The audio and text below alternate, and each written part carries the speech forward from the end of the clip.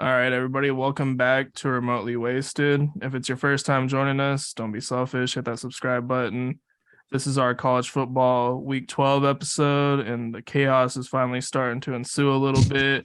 We got the AP rankings pulled up. We're recording this on Tuesday, so the college football playoff rankings are about 30 minutes out, so we'll have our reaction to that as well. So it looks like we got Texas back in the top 25. Jesus Bro, Christ. Texas is like fucking herpes. You can't get rid of them, man. They're not that good. They are They, not they that win a good. game, they're in the rankings. I would have South Carolina there. They beat South Carolina should number definitely five be up there. Tennessee, and they have the same record. How the fuck does UTSA have more votes? They beat the UTS fifth team in the country. Bad. UTSA has like they're like 9-2. They should be above Texas. I feel like Texas should not be in the top 25 No, anymore. I would have South Carolina over UCF. They're the only 4-loss team in the top 25. I don't get it, man. I'm sick of it. Who are they paying for these votes? They're gonna be like preseason rank 1 next year. I guarantee it. They're probably gonna be top 5. It'll They're, be like it'll probably be Georgia, Ohio State, USC, Bama. Bama,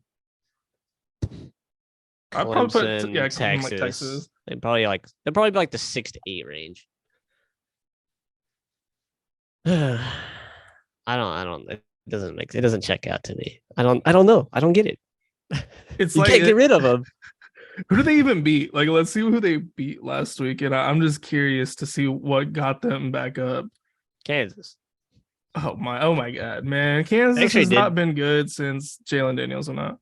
I watched a good. He came back. He was back for this game. Oh, really?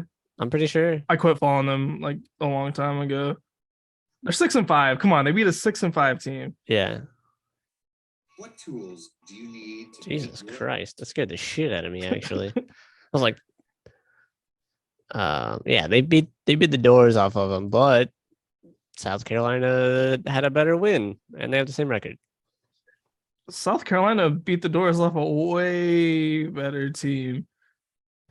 Yeah, I mean, yeah, Texas has probably beat some better teams overall. But I don't give a shit. I would still put South Carolina there, if anything. South Carolina's getting disrespected. I wouldn't even be mad if it was like South Carolina then Texas at 25. Like if you're gonna put Texas in there, put them behind South Carolina. I don't think they should be in there at all. No. I don't care about any. I'm gonna be honest. I don't care about anybody like 25 through like 18. What happened to North Carolina, man? They blew a 17-point lead to Georgia Tech. Georgia Tech has turned it up. That came out of nowhere this year. Fired the coach and they're a brand new team. Yeah, that interim coach is definitely keeping his job, I feel like. Yeah. Drake May did not play very well. Like overall, North Carolina didn't play well. I don't know how you can't score any after that. You have 17-point lead, and then they just couldn't score. It's Georgia Tech. I was just puzzled by that game because North Carolina's offense has been so dominant the whole season, and Georgia Tech, I mean, they've improved, but they're not that good of a team to where North Carolina should even be in a close game against them. I know one of the receivers dropped like a wide open touchdown towards the end of the game. I wouldn't say that costed them the game. I mean, it could have won them the game, but they shouldn't have even been in that position. Yeah, if you're in that position in the first place, it's not on the receiver. Like it's on the whole team. If you're even that close. I mean, seeing their play these last few weeks, they're gonna get blown out by Clemson in the ACC championship, so that sucks. I think they still got a shot. They do if they play like they can on offense. It's gonna be a shootout if they are playing at their potential. Is it enough to win? I don't know. I'm counting on like DJ to struggle because he's struggled in all their big games this season, it seems like. So it's really up to Shipley, I feel like. Is he going to run all over North Carolina? Probably. And then it's just like, can Drake May and that offense match that? Shot for shot. I don't know. Like, it's going to be close. I think it's actually going to be a shootout. I don't think Clemson's defense is really that good. I mean, they haven't done anything really to prove to me that they have a good defense. No, I agree. I don't know. I'm still sad about it. UCLA went down to USC in a nail biter. That was a shootout. Like that was Yeah. just a classic Pac-12 shootout. Good game. Very good game. Came down in the last drive. DTR threw an interception. Just threw it way into coverage. I don't know why he did that. It was like first down. I guess he just panicked, or he was just trying to make a play. That's kind of been his struggle. He's just trying to make these big plays where they're not there, and then he gets picked off. I'll be talking about UCLA a little later on. I'm sure we might have some of the similar picks for our topics this week. But, yeah. FSU, I fucks with it. 16. Let's go. We slowly climbing. If we, you know what? I'll just talk about them later. Moving on. Utah, you hate to fucking see it. They dropped one to Oregon. I was so high on Utah, man. They can't pull it out. The big games, they just can't do it. I was actually kind of happy about this, not because like I dislike Utah or anything. It's just like I want USC to lose in the Pac-12 championship if they don't lose to Notre Dame. And I think they've already played Utah. It was a really close game. They kind of know what Utah has, but they don't know Oregon. And I think Bo Nix is just, it's going to be much harder for that defense to stop Bo Nix than it would be for Cam Rising. Bo Nix is a baller this year. Maybe comeback player of the year. I don't know. I mean, from where he was last year, I mean, he was kind of like written off. Yeah. Speaking of Bo Nix and then now Auburn, do you see Lane Kiffin's going to Auburn? I'm pretty sure. He said like it's not happening. No, is he not? I could have swore I seen like somebody said it, and he said like, let's see here. That's news to me or something.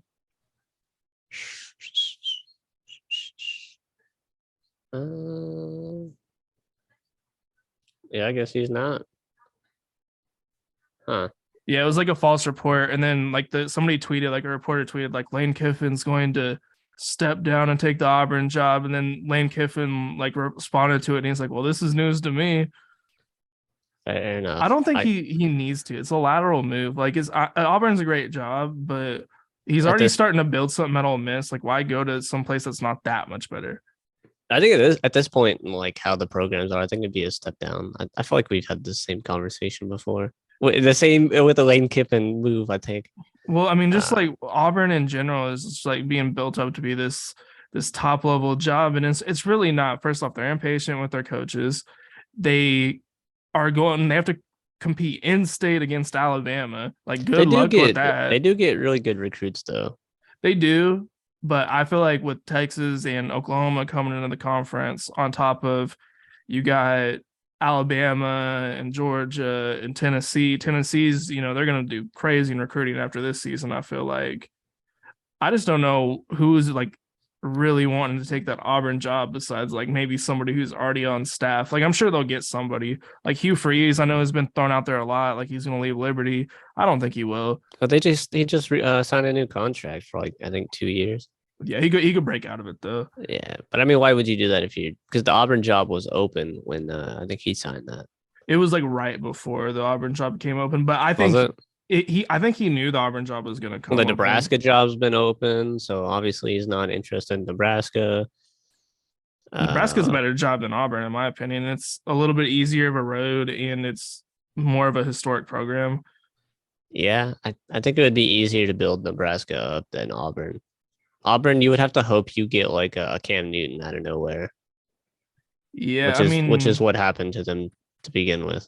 They got Cam Newton, they won a championship. Then they didn't do dick. Made it to another championship, but lost. They've been kind of on and off. I mean, they had Bo Nix, so like they've had talented players. Like, they obviously hadn't had the coaching to get the most out of those players.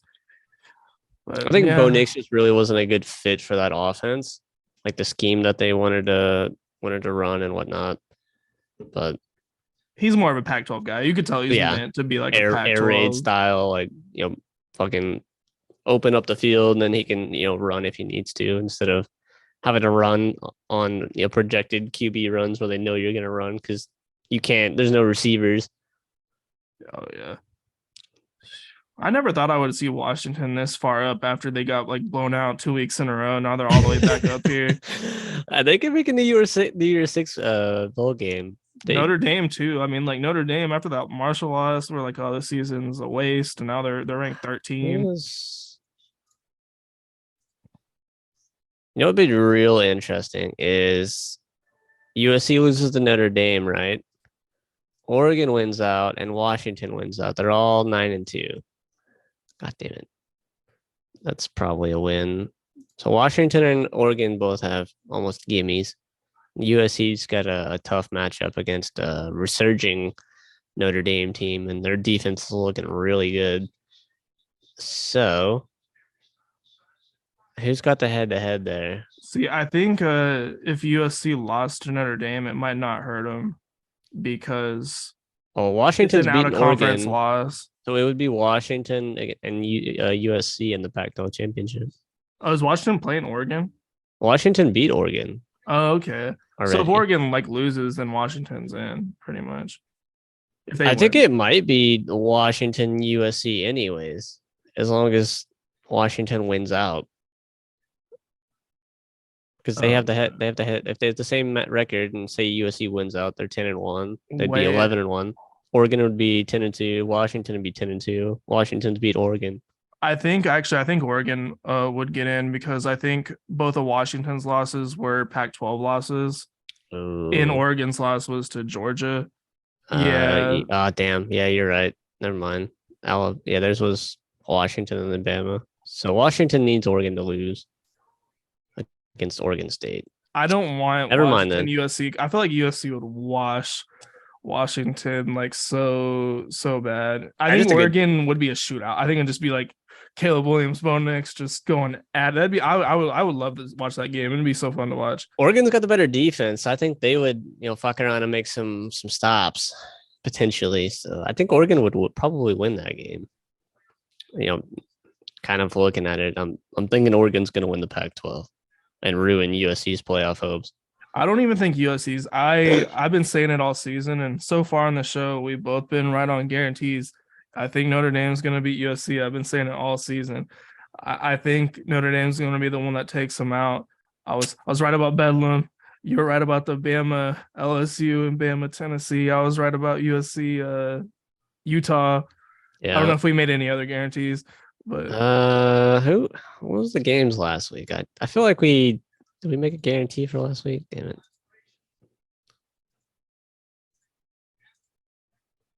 Oh, I remember what it was. Remember we was looking through the schedule and we was like talking about there's not really a whole lot of upset potential, and I think we picked out like five games that could have been, those games were all close too. And I think the fucking South Carolina one we did talk about, if I'm not mistaken, but I could be wrong. We definitely talked about it. I don't remember if we were like, oh, South Carolina's getting blown out. We might have said that. I remember we talked about Georgia, Kentucky being a really good game with Kentucky having potential to upset Georgia. We talked about this Illinois, Michigan game, which almost happened. We talked about this one. That was so close. Very fucking close. I don't remember if we talked about this, to be honest. But I think we did. We said this was going to be a good game. Turned out to be.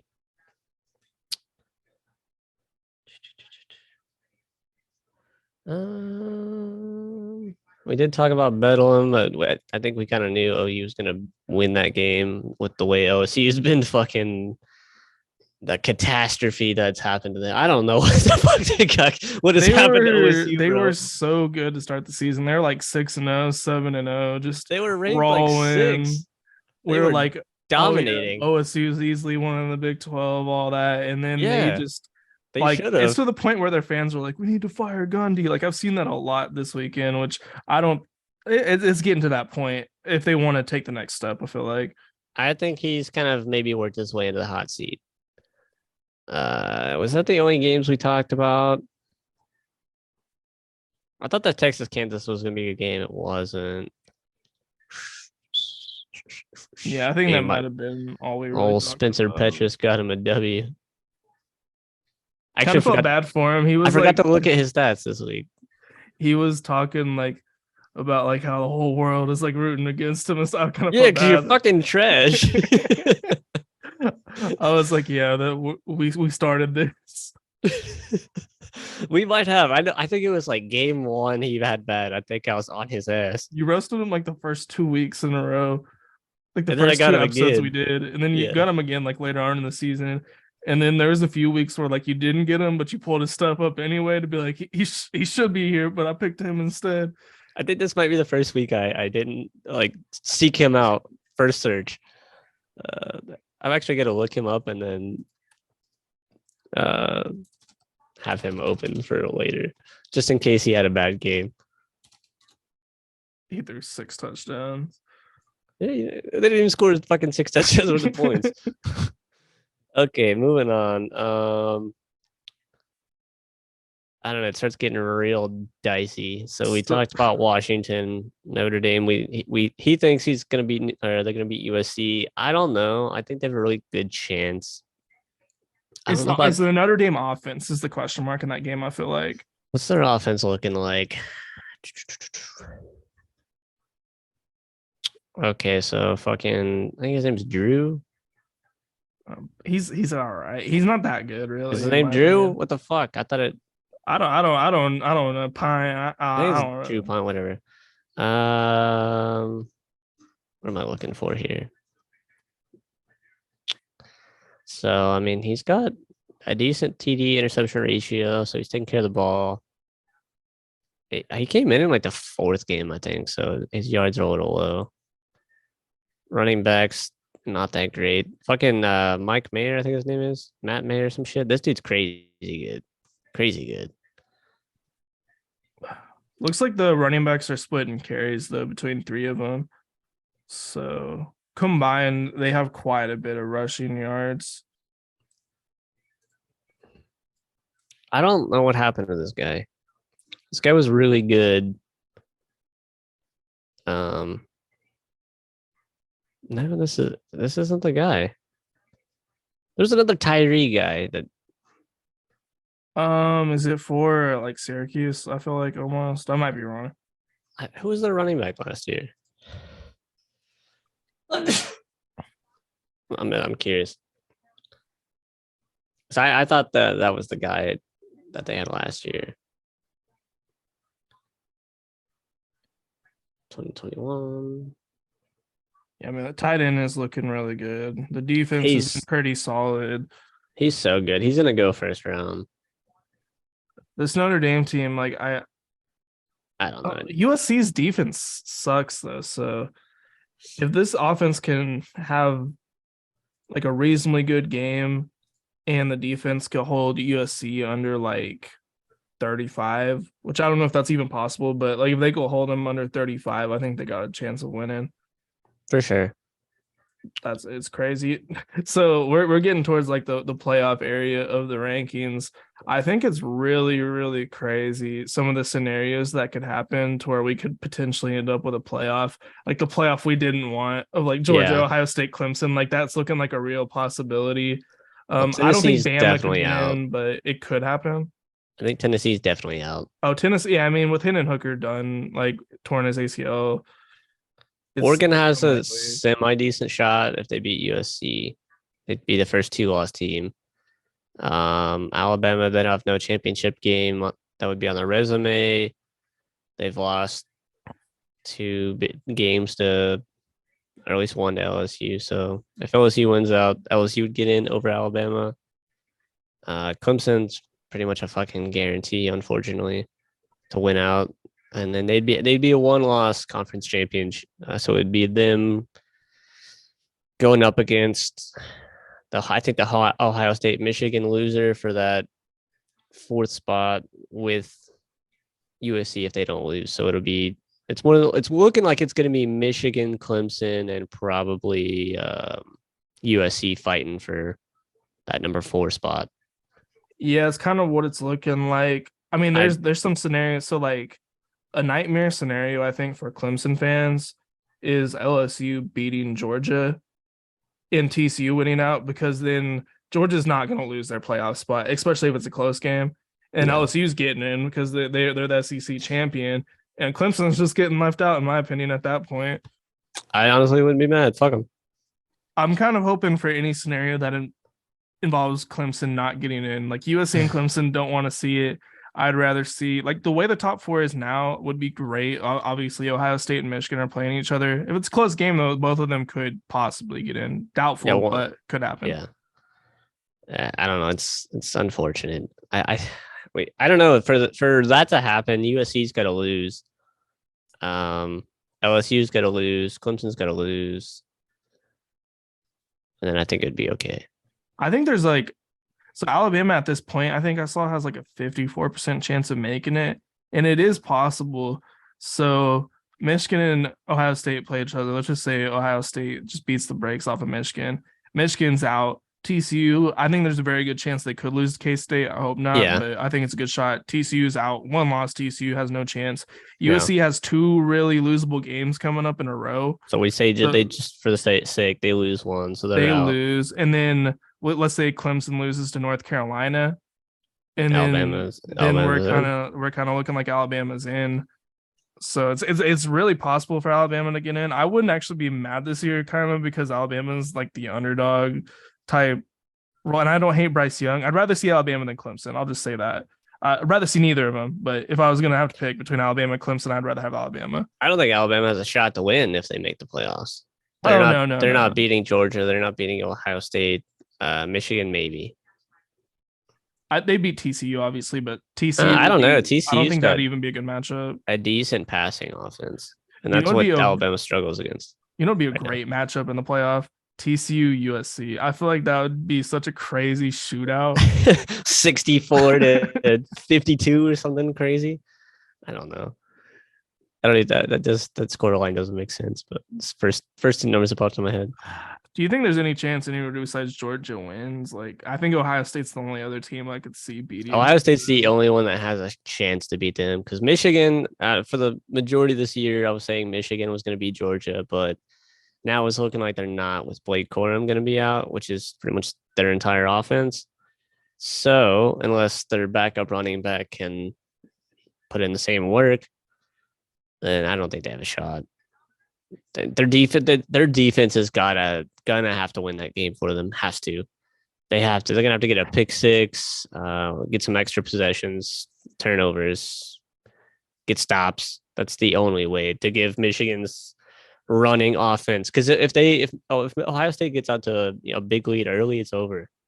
Michigan and if Ohio can't throw State the could ball. shut down that running game, like it's over too. Like It's over quick, very very quick. like if they can't run it, like that game They is can't like throw. McCarthy can't throw. Like maybe they could have him run, like roll out and run. Maybe it's not gonna work. Like unless he just gets accurate all of a sudden. He just like went to quarterback camp over the week and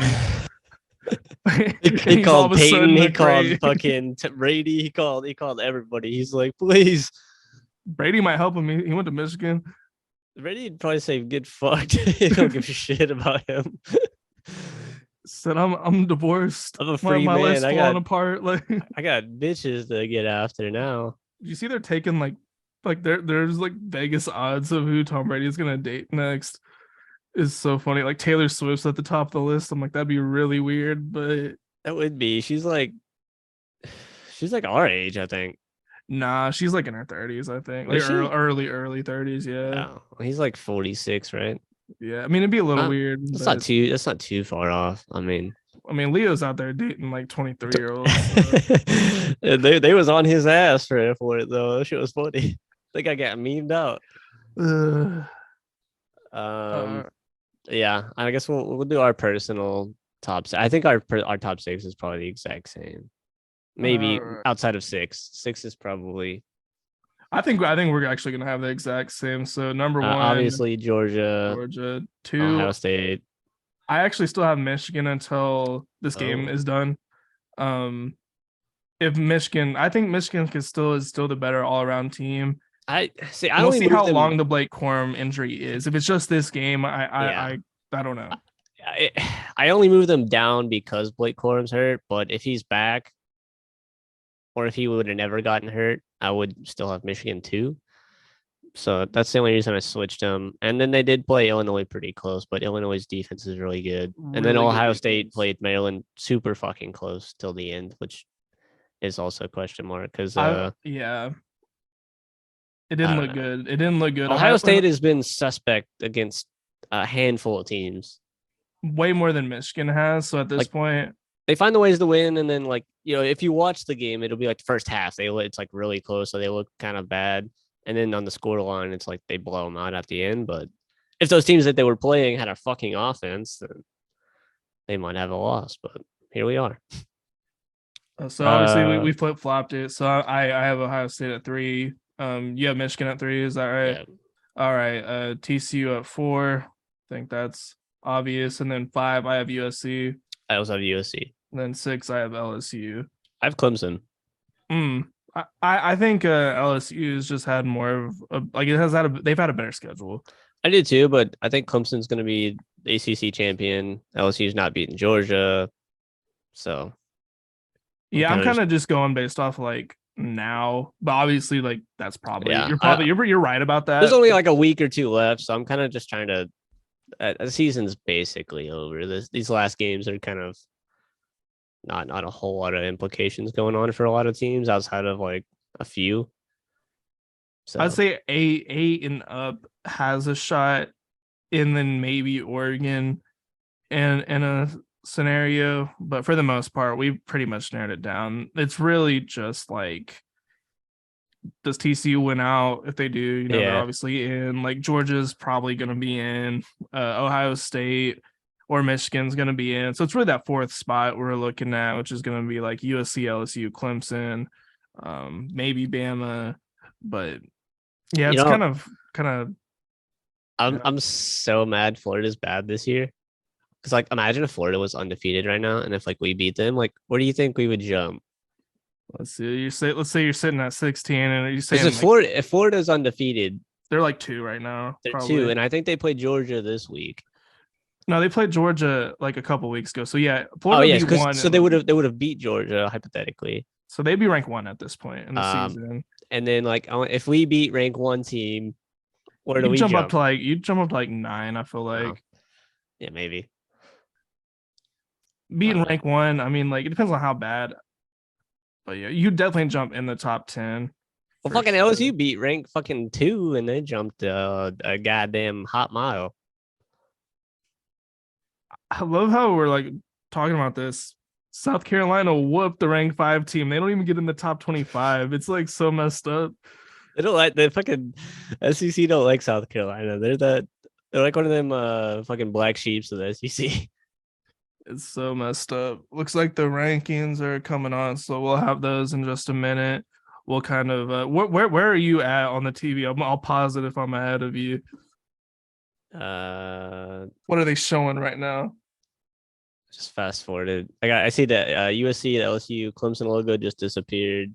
Okay, I'm gonna pause it. Let me know when you get to the jets flying, if you could see that. The airplanes flying? Yeah. Or no, like the jets are flying over the stadium. Over a stadium. I had just seen them go. Okay, cool. We're pretty much on the same time this time. Like 5 or 6 seconds behind you. Because last week I kept spoiling it because I was like a few seconds away. Like, I kind of want us to have it like at the exact same time. It's just a lot smoother. I might be like half a second ahead of you now. It's very close though.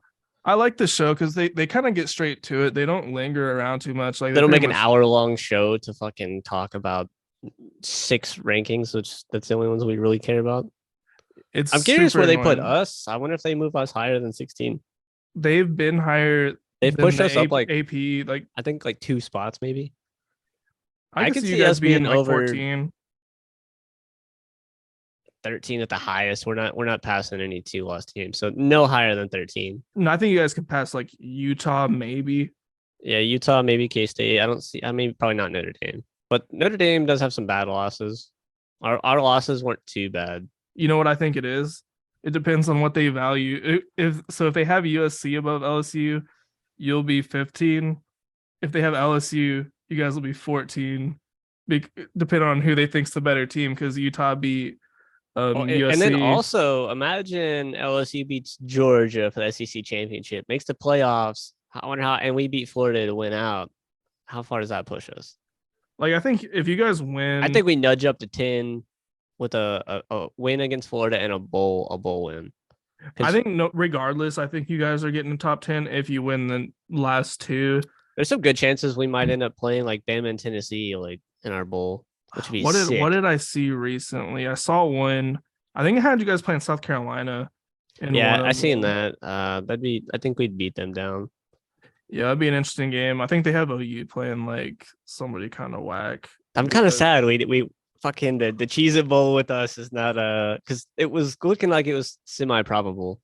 The Cheesable looks like the Cheesable projections I saw look way better than like OU Florida State. It's like TCU or not TCU, like one of these top teams versus like another top team. I'm like, yeah, that looks a lot better than I don't know. I just want our teams to like play each other. I think it'd be cool. It'd be cool. And it's like And it's like as a bowl game, so game. there's no implications to ruin our season. Like I know It'd just be about pride pretty much. I can't remember what year it was. We played like OSU to like open our season. I think it was like 2015, 2016. Yeah, where Jameis like ran and took off for like a 50-yard touchdown against OSU. I think we Stadium. I think we barely won or we lost. I can't remember. No, you guys won. It was a season opener. It was like very fucking close. It was the year. It was the second year with Jameis when you guys went to the playoffs, but kind of got blown out by Oregon. So fucking that season you guys were like you're playing everybody close that season. I remember like every game was like a nail biter, and then we had almost no business making the playoff. Jameis almost lost you guys a game because he like or something got fucking suspended at the lunch table, and then he showed up like suited up. He was like warming up on the field. Ridiculous. Shit was funny. He tried to sneak in there. I respect it, man. I respect it. Jameis, man, those were good times. He was a fun quarterback to watch. I wonder where they're gonna have Texas. Like, do they have Texas top 25? Probably. They shouldn't. Probably. Like I said, Texas is like herpes. You just fucking can't get rid of them. Kirk Herbstreit. Did you see what he was wearing the other day, like on College Game Day? Yeah, it was ridiculous. He was looking like I bet Indiana they were like. Jones. I wonder who picks the College Game Day locations, because I bet they don't, and I bet they were fucking pissed because it was in Montana and it was cold as shit. They could have picked a way better game, I feel like, because USC, UCLA. Yeah, they could. Well, maybe. I think Fox like has the rights to like the Pac-12 or something like that, and it's 2 Pac-12s, so they probably couldn't have done that. But like Bedlam would have been cool. I mean, it's a meaningless game. I mean, they went to a meaningless Montana game, really. I mean, was it like FCS or something? Yeah. Which I mean, it's probably not meaningless, but like I didn't even watch the game. I don't even know the care. Score. Are they down here? It was Montana State, I think, and Montana, and they blew them the fuck out. I'm pretty sure it was these two teams. If I'm not mistaken. No, I think it is. It's really interesting how much more attention FCS has gotten this season. I think a lot of it is because of Deion and all the attention he's bringing and stealing recruits from Florida State, all that type of stuff. Do you see he got offered the Colorado and like South Florida job? Yeah, I hope he doesn't take either one of those. Like, I think he could get a way better job. Wait another year, see because they're gonna get more recruits. There's gonna be more people that are gonna be like, oh, okay, they're getting 5 stars down there, and they play easy talent, and I can just ball out, and then maybe get a good draft slot, or people that aren't really highly recruited are going there and getting coached up really well and performing well and getting a good transfer school. Yeah, I think it'd just JUCO players maybe. Watch them go up to like FBS. I could see it. Like they're kind of turning towards that direction. That'd be cool. Like move them in like the where could they slide in at? Probably the Sun Belt. So I'm just trying to like think of teams in the conference that they wouldn't be too far, because Jackson State's and you got Texas at 23. Are you serious? That's the same way the AP had it. Hold on, let me go back. Now they have them at 24 on here. They got Louisville ranked. UCF's 22 on there. Oregon State's one up. They don't even have Coastal Carolina. They just pretty much switched them with Louisville. That's so disrespectful. They're not gonna have Coastal Carolina, but they're gonna have Texas. We got Cincinnati at 24. Is South Carolina? Maybe South Carolina is on this next group, but I doubt it. I highly doubt it, but I could see it because of the SEC bias. Like South Carolina's like 11 now or something. Maybe they don't have like Tulane on there. I could see them leaving Tulane off. With I'm pretty sure they had them on there last week, though. No, they're gonna have Tulane. I think South Carolina is just gonna get disrespected. How would you have a 7-4 Louisville team over South Carolina? Who is Also Louisville 7-4. even beat? Like anybody notable? I don't think so. No, Let's they didn't make it. You guys 16? Damn. Where the AP has you. Yeah, North Carolina 17. They dropped UCLA basically 2 down. Tulane's at 19. Ole Miss 20. What's South Carolina be like 15 or something crazy? I doubt it. South Carolina's just that sucks. That's disrespectful. Granted, South Carolina has looked really bad at times this season, like really bad. It's crazy. North Carolina's going to the ACC championship. We're ranked ahead of them, and we're not going. And I feel like every conference needs to do what the Pac-12 is doing, and it's just like the top 2 teams go. It would just be a lot better that way. So none of these are really surprising so far. There's a few changes from the AP rankings, but nothing too significant from what we're seeing. I kind of just want them to move to the next screen, but they got to talk about every screen, obviously. Oh, I didn't hear anything you just said. I was trying to listen to what they were saying about Florida State. My bad. Notre Dame 15. 15. Damn. 14 Utah, Washington 13. K-State 12. Then they got K-State up fucking 3 spots. That's very interesting. Penn State 11. That's just gonna help TCU out a little bit. I mean, it in the grand scheme, it's not too much. But I wonder if that just like shows like maybe they're higher on TCU than everybody thinks. I like them. Their offense is really good. Penn State's gonna be like a fun bowl game, whoever they go against, if they pick the right matchup. Shit on FSU will take Penn State, beat their ass too. I think I would. No, I mean I think all this is fair. I personally like Notre Dame a little bit better than Utah, but I don't. It's really not that big of a deal. They're in the right slot, like the 15 to 10 range.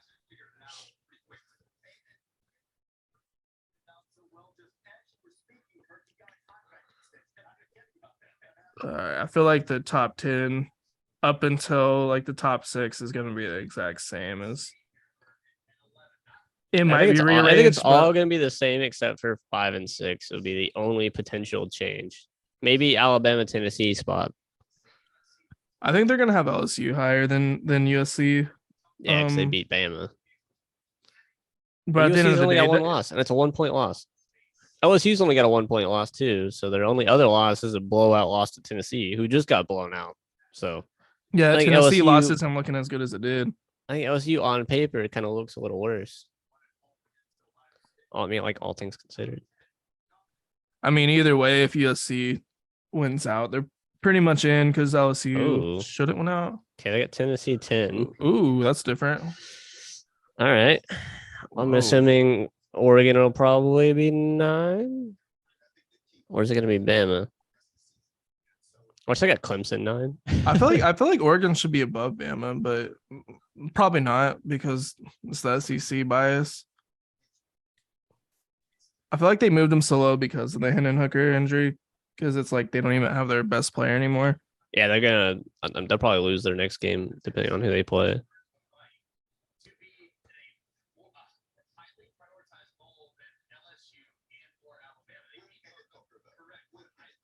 Let's see.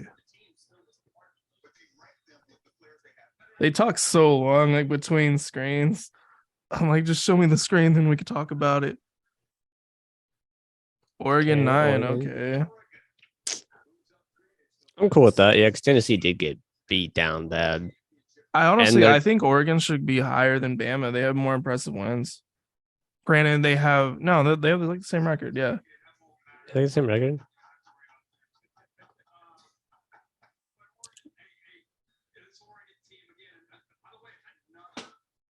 Well, I don't know. Maybe Oregon has a shot. I mean, 9, probably not. Like it's very low chance, but They have to beat USC and hope and just hope. like Well, they need chaos USC. erupts. They need USC to beat Notre Dame, and then they need to beat them. Yeah, they need to. Yeah, and then they need like Clemson to lose to Carolina and TCU to lose to K State, then LSU to lose. And then they might have a And then pretty they fair have to get in shot. over Michigan. Oh yeah, that's kind of where it's not looking good for them. Clemson at 8. Oh, that's interesting. They have Bama above Clemson. Really interesting. I did not see that coming at all. Honestly, I did Oh, well, not. I In a mean, million Clemson's years not see that good. We all coming. know this. I mean, they only have one loss. It's crazy. I mean, I think Bama's a better team. Can you Obviously, I imagine think if being a you one-loss team at 8 with 2 loss teams above you? I'd be fucking upset. there's two loss teams above them.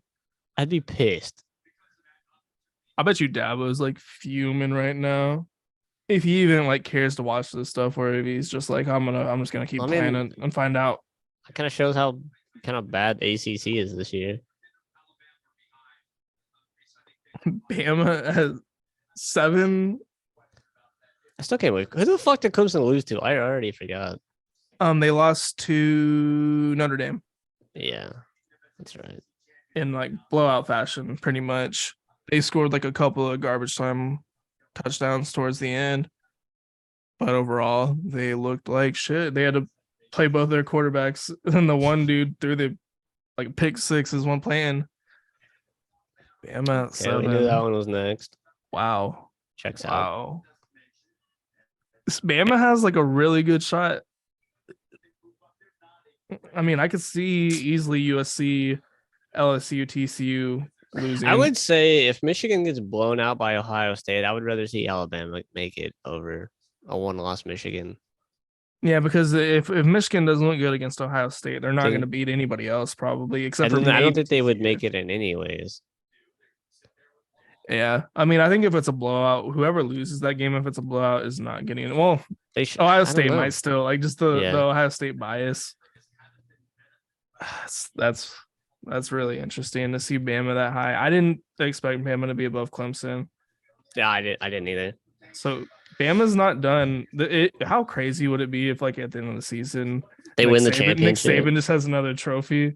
That pissed me off. Like, I wouldn't mind them getting there, I guess, but I would be really irritated if they won again after all this. I mean, that would be crazy. Like against all odds, Alabama makes it back in and they win the championship, and then find a way to win the championship, being kind of bad this year. It'd be like the Alabama championship. I guess I'd be the most okay with. I wouldn't hate it, I guess. I mean, I don't really want to see them win it, but I'd rather see them win it over Ohio State or USC or Clemson. I would almost rather have. I don't know if Bama won again. I wouldn't be that mad. I mean, I'd be annoyed, but it's just like I'm used to it at this point. Yeah. So it's like, oh, Bama won again. When Bama wins a championship, I feel like the whole season was just like for nothing. I'm like, why the fuck did I watch any of this shit? But like this year, like you already knew Georgia was probably gonna win the whole thing, and I'm like, why am I even watching football? Because I kind of thought Florida State was gonna be bad this year. It's like we're still rebuilding, so I was like, we're gonna like lose like half our games, and it's gonna be the same shit. I mean, it ended up being a better season than. It did end up being a good year. It's a lot of chaos. Fucking another week of upsets continues. We still have not had 1 week with no upset. I don't think that's gonna stop until like maybe the playoffs. Playoffs probably predictable. Are they getting to it? All right. Okay, they played Georgia Tech this week. That's an easy dub. We got Georgia. That is what it is. So Georgia is pretty much a lock. Ohio State, I'm assuming, is going to be 2. I don't know why they'd move them down.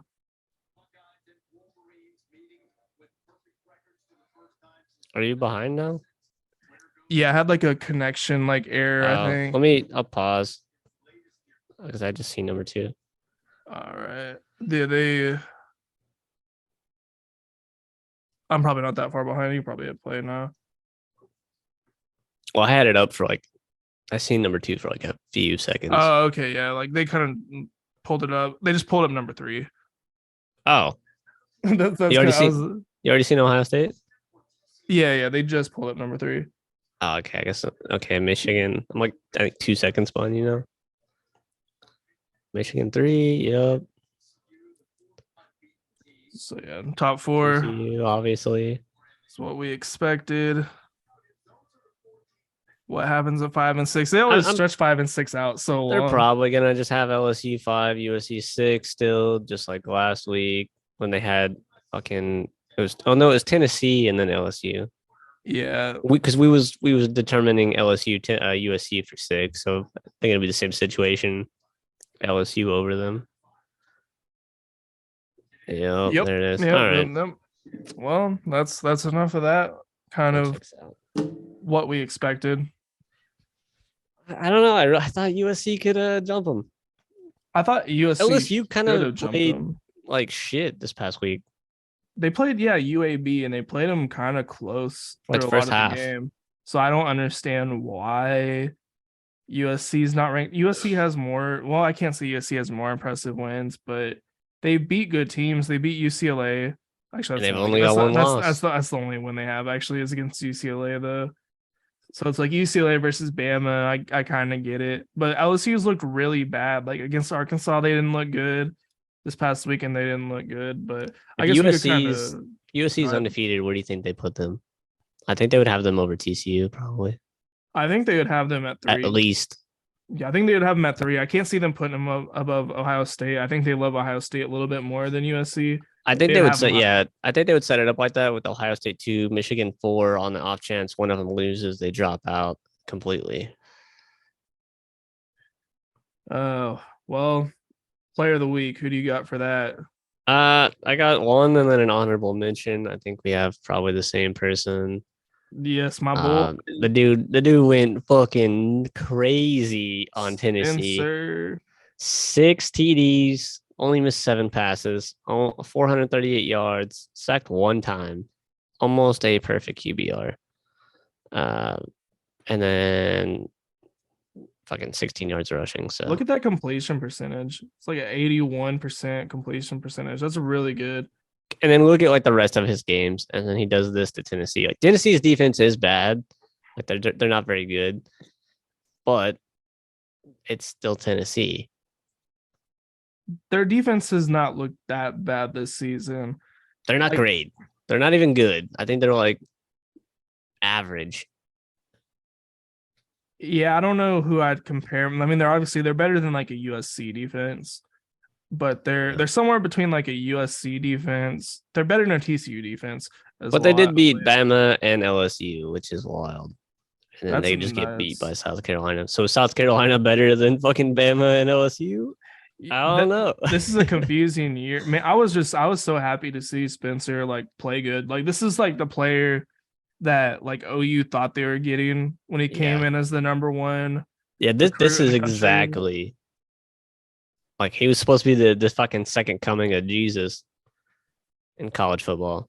I think it's interesting though that he is a junior. So like, does he play like this all next year? Like, I don't think so. But like, if he could, that's a Heisman season right there for him. I've seen a lot of people saying like this one game alone kind of moved him up into like a 3rd round pick because he does have the talent. He just needs to be coached. Like, so I would like depending where he's projected, like 4th to 6th round, I'd throw a draft pick on him. I mean, if you need a QB, I think if he was smart, he would come back one more year. Yeah, probably. And he would get it figured out. He's a junior. He's got like all the talent in the world. He does the arm talent. He's fast. He's reasonably accurate. He just makes terrible decisions. I feel like is his big thing. And he gets a little nervous in big games, except for this one. I think because all the pressure was off. Like he had no expectations. It was cool. Like he got so much like shit at OU, like to the point where like the student section was booing him while he was out on the field. It was kind of sad, and it was just kind of cool to see him like out on the field with the fans, like in South Carolina, and they're all like, he was like hanging out with them and cheering and jumping up and down, and they're all like embracing him. It was just really cool to see. Like he kind of had his moment.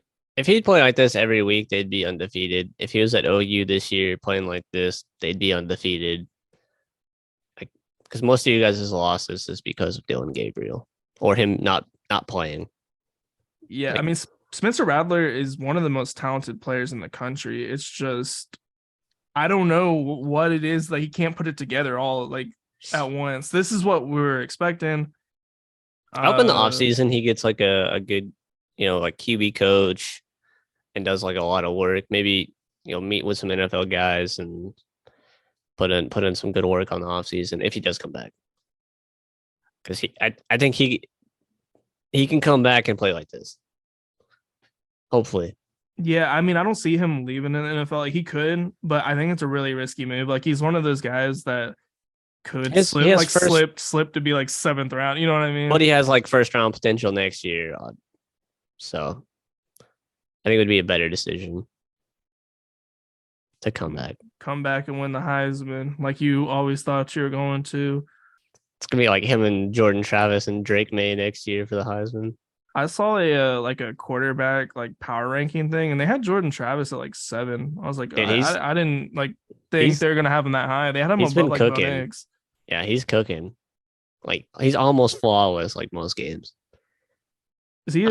What grade is he in? He's a junior. Okay, so he's coming back. And he has to come back. He would probably get drafted, but it would be like a Spencer Rat. I don't know. I think Rattle would probably go above him. So, but it would be a late round pick.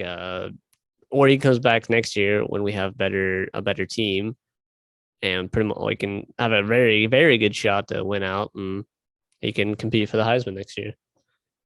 He's on the early list of potential Heisman candidates for next year. The top 10, I would say. And then you hit the who you had? Yeah, that's who I had. I didn't have anybody else. I had an honorable mention. Bijan Robinson went fucking nuts too. So I was looking through like players and I found him first and I put him on my note. And then I went to the TCU game, or not the TCU game, the Tennessee game, and I was like, oh yeah, I forgot Spencer Rattler fucking went crazy. So I just wanted to include both of them. 243 yards, 4 touchdowns. That's incredible. 1 fumble though. It is against Kansas. Kansas's defense is ass, so take that for what you will. I think at this point he's kind of got a similar stat line to Blake Corum. Yeah, I'll leave him up because I'm sure we'll talk about Blake Corum next soon. Let me look at Spencer Petras. Really interesting that he had 4 touchdowns. What? Where? No, Bijan. Oh. Like he's another guy that went into the season with like super high expectations, like Bijan's the Heisman candidate and all this stuff. And then he was this past game is like what everybody's expecting him to do, like not every week, but like pretty frequently, more frequently than he has. But his stat line this year is looking really good. I think Quinn Ewers didn't miss time, didn't get hurt, and stayed in form throughout the year. They weren't having to run the ball as much because they all know they're just gonna run it. So it puts a lot of pressure on him, which is hard. It's hard to run when they know you're going to run. Well, he's on his way to the NFL. You think he leaves? For sure. He's going to be like a top 10 pick. I don't know about that. Who fucking spends a top 10 pick on a running back? A lot of people do. He's not Christian McCaffrey. He has that like catch run combination to him. I saw they had Atlanta picking him like in the first round in one of the mock drafts. They do need a running back. Cordero Patterson's like fucking 45. He broke the return record. And he's the running back too. He's like returning kickoffs and he's the starting running back. That dude is, I don't know how he's still in the league. I think he came into the league as a receiver. Like I might be like dreaming. I remember in fantasy, yeah, you could put him as a running back, wide receiver, or in the flex spot. He's kind of like a Debo like type player. Like Tavon Austin-ish. That's Cordero Patterson's crazy. So I guess he'd fit there, and he's going first round for sure. If it's not early, it's gonna be late first round. That'd be a pretty good Falcons offense. I mean, Drake London, he's gonna be better next year. They keep running with Mariota, and then having Bijan there in the backfield. Maybe pick They up got some. Kyle Pitts, and then well, actually, never I mind. forgot about. They traded Calvin Ridley. I forgot about Kyle Pitts. Yeah, so maybe get another good receiver and some O line. The I don't think defense is Mariota is that bad. average. Like he's not like your guy, but he could maybe go for another year or two there. I'm curious what Desmond Ritter's looking like. Are they just letting him learn and just chill, or and just letting Mariota do whatever he wants? And if they fucking suck this year, then they suck. They go for a pick. I don't think they really care. So I'm curious how Desmond Ritter looks like in the background. Like, are they high on him, or is he just kind of like, are they going to stick with Mariota? Really curious. Was Desmond Ritter the one? I think he was the one Played for last year Cincinnati. where he had like small hands or something. Yeah. And that was like a big, because I guess that is a big deal in like cold weather games. Like having smaller hands really affects your grip on the ball. I'd rather have smaller hands than be short. Like, look at Kyler. That man's struggling hard. But his arms, like I don't know. I'd rather be short. Now, Like if you can't grip the ball, you can't do anything. you can't see. You can't. Who are you gonna throw it to? The man can't even see above the line. He's the same. He's shorter than the offensive line. Kyler is going to be comeback player of the year next year, for sure. He fucking better or he's done. That man needs to get off the Xbox. Well, first, I think they're gonna fire Cliff Kingsbury. Like probably. You think so? Probably. I mean, maybe not. Maybe they'll give him one more year, but he's definitely on the hot seat. I think he should just go back to college. I think he was a terrible college coach. I don't know how he got this job. Like he was good I don't either. offensive caller. He had a losing record in college. He wasn't But he even had good Patrick in college. Mahomes. That was the what got him the job. And he had Baker Mayfield like right before Mahomes. I feel like he could be a pretty good offensive coordinator. Come to you. Call our offense. I would love it. I mean, I'll take him. I still don't like Mike Norvell's play calling sometimes. But yeah, Bijan Robinson, yeah, he's looking good. Kind of went off on a little NFL tangent on that one. Little Falcons tangent. I don't even like the Falcons. I don't know what the fuck I'm talking about the Falcons. I don't want to talk about my team. We fucking suck. Defensive team performance of the week. I'll save that for favorite team talk. So I'll let you. Oh, you got OU, huh? Yeah. Where is I got Notre Dame. That this man had 3 interceptions himself, and then they also had 2 fumble recoveries. So they had 5 turnovers total and a shutout. They whooped on them. They held them to 173 total yards. Granted, it is Boston College, and their O line's been kind of banged up. I think their quarterback has had issues too. If he's not even out completely and they have to back up in, but 56 rushing yards, 117 passing allowed, 5 turnovers. Crazy. One man had 3 interceptions himself. I think the guy that had the interceptions, Morrison, he might be the dude that's like projected to go in the first round, like one of their cornerbacks.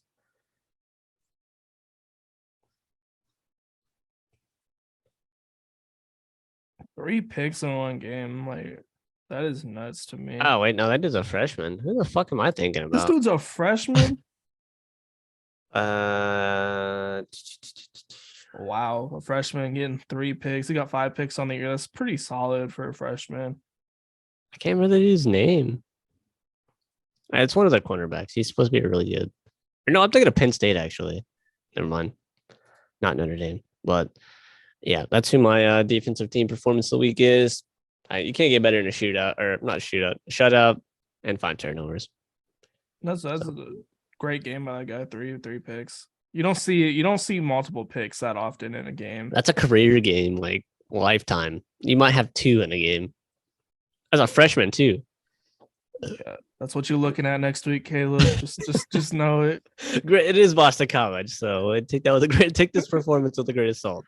Boston College one eye open, Caleb.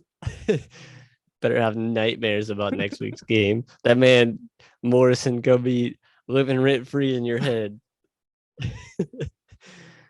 Watch him do it again. That would be crazy. Heisman, just go to the draft as a freshman. Heisman, yeah, 6 picks in 2 games. I feel like he'd maybe crack the top 20. I mean, don't know. the only defensive player to ever win was a defensive back, Charles Woodson, getting a bunch of interceptions. Obviously, I think he had way more than 6. I think he had like 12 or like something crazy. That's a lot. But yeah, I mean, I would love to see defensive guy just make the ceremony.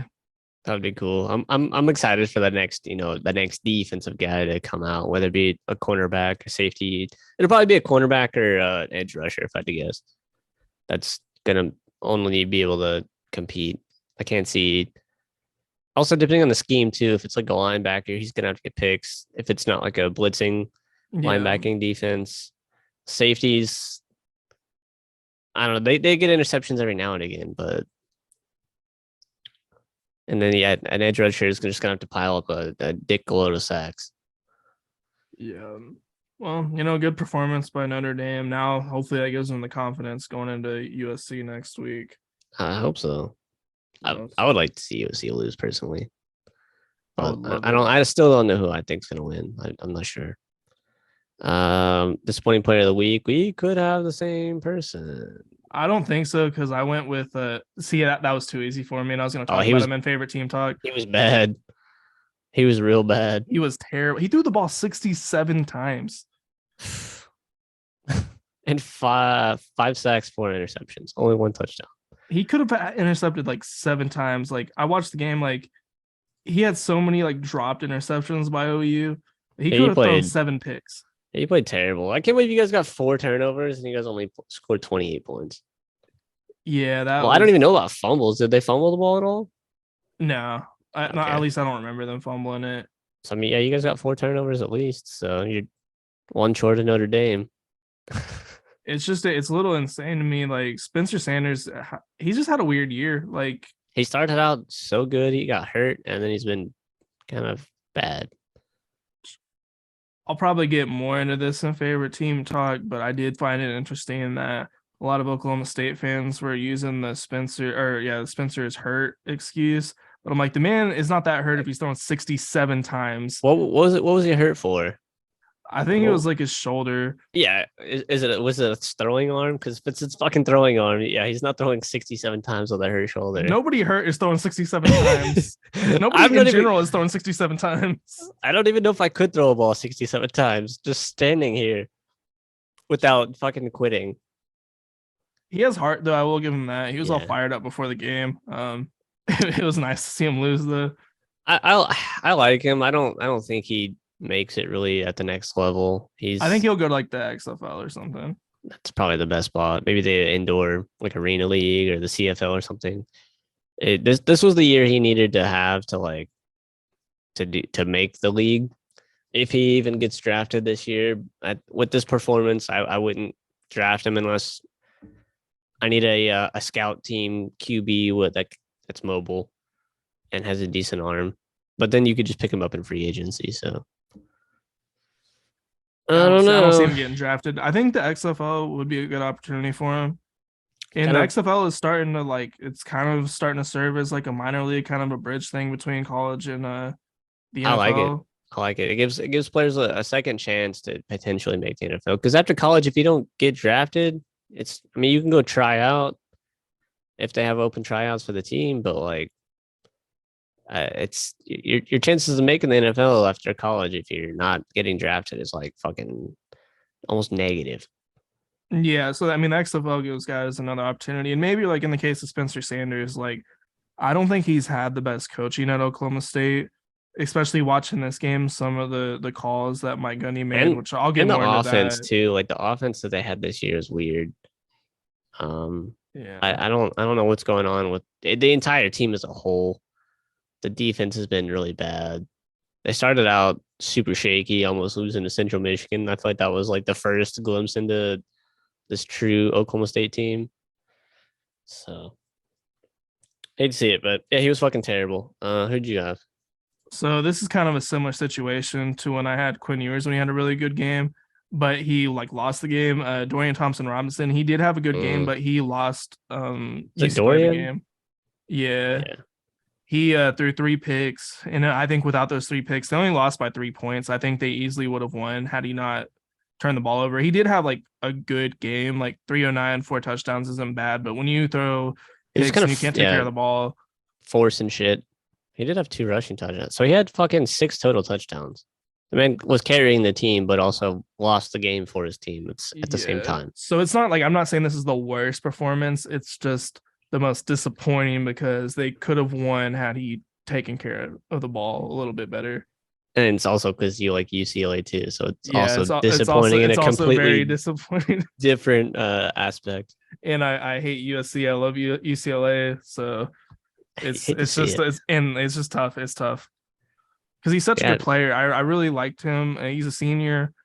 I would assume he'll probably go like 4th round, something like that. I think he'll get drafted. I don't think he's bad by any means. I think he's mobile. He has a strong arm. He's got like a kind of like a really good attitude. Yeah. I think he gets drafted. It'll be later rounds, but he'll get a shot. We'll see. Come fucking April. All right. Heisman top 5. This shit's all but locked up. So I think it's a 2-man race actually. It is. Yeah, it is 2. But and it's not the 2 that we've had this whole season either. No, it's depending if one of them loses, it's gonna swing the other way. But obviously, we got Stroud at 1. We got CJ Stroud 1. The dude's been number 1 with the majority of the season. I think we've moved him out for like Hendon Hooker at a point. I moved him out for Blake Corum 1 week, but Blake Corum's obviously probably done unless he just somehow plays on Saturday. I think I had Stetson Bennett number 1 to start the year after blowing out Oregon, if I'm not mistaken. But I think those Hendon Hooker and Stetson Bennett, I think, are the only 2 people I've had over CJ Stroud at any point. But my memory's fucking ass. So I would say almost this whole year, both of us have had CJ Stroud at 1 or 2 the entire season. The dude's just doing nothing wrong. He didn't have a great game this week. I mean, 241's not like bad, but they did almost kind of lose. And only that score is a little deceiving too because they scored on the very last play, so it really would have been let's see, take away 7 from 43. I'm not good at math. What was that? All right, so it was a 6-point game with 40 seconds left. So they were only up by 3 until the last minute. So it easily could have been 36-30. Yeah. Or even 33-30 if Maryland could have got a stop, or maybe he misses this field goal. So, yeah, they probably still would have won, but hate to see it. Would have been cool if they would have lost. I mean, yeah, CJ Stroud didn't do anything to hurt his Heisman chances in this game, though. No, and it really comes down to this Michigan game. Does he struggle? I mean, I think even if he loses close and he plays good, it's a lock for the Heisman for him, as long as he doesn't lose the game for Ohio State. Well, it depends on our number 2 guy, who I'm assuming we both have, Caleb Williams. Is that correct? Yep. Yeah. So if let's compare their stats real fast. So 3480. So he's got like 500 more yards passing. Quick math. 33 passing, 35, but Caleb's got rushing touchdowns. I feel like we've looked at this. I just can't remember. 7. So he's got 33, 40 total touchdowns. CJ might have 1. He is not mobile at all. He's got 77 yards. He's only, most of that shit's one fucking big run. Look at all those yards. Like he lost yards. On one carry is 79 yards, and he has 77 on the year. About half the games he has negative rushing yards. I think that's like getting sacked. Well, I don't know. This game right here, he's got -6 rushing yards, but no sacks. So I don't really know how that works. I guess maybe if you get outside the pocket, maybe it doesn't count as a sack. Yeah, that's what I would assume.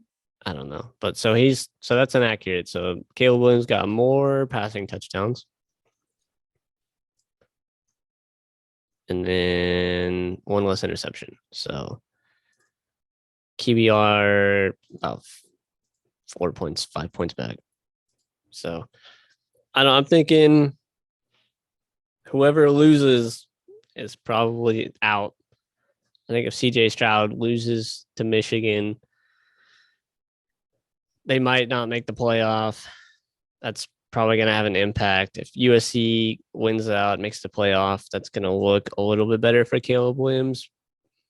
And they'd both have 1 loss. So at that point, I think you go off who they've played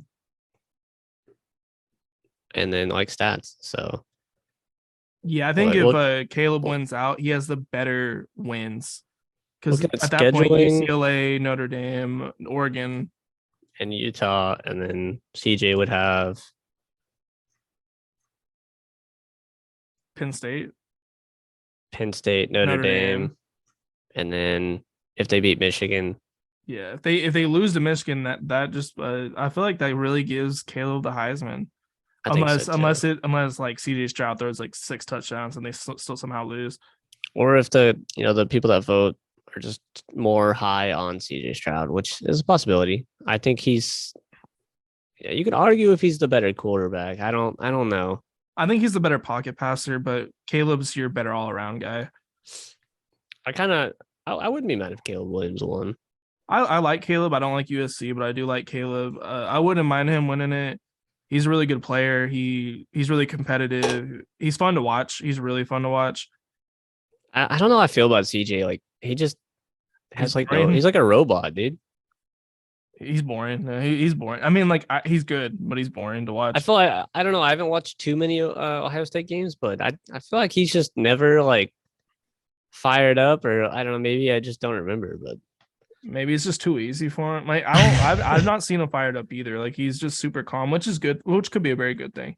I mean, he's throwing to the best fucking receiver in the entire league. So that dude, did you see that Marvin Harrison catch? Yeah, I think I did. Where he's got like 1 foot and he's like doing the fucking Matrix and he still Oh was yeah, like, yeah. I was like, what the fuck? Yeah, that shit was nuts. Marvin Harrison Jr. is a beast. How? That guy is going, yeah, fucking top 5. He should. I think could end up being better than his dad. I mean, never know, probably not. But I mean, I don't even think he can go to the league this year. I think he might be like a sophomore. Yeah, okay. Yeah, next year he can go. He's like projected like a top 10 pick next year. They're not gonna have CJ Stroud throwing to him, so they better he better hope they got someone lined up, or I'm fucking transferring.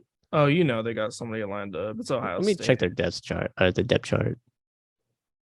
That's a good question. Who does Ohio State have next year? Who is taking the reins? Who's going to be the new overrated guy? All right, they got 2 sophomores and 2 freshmen. None of these names ring a bell.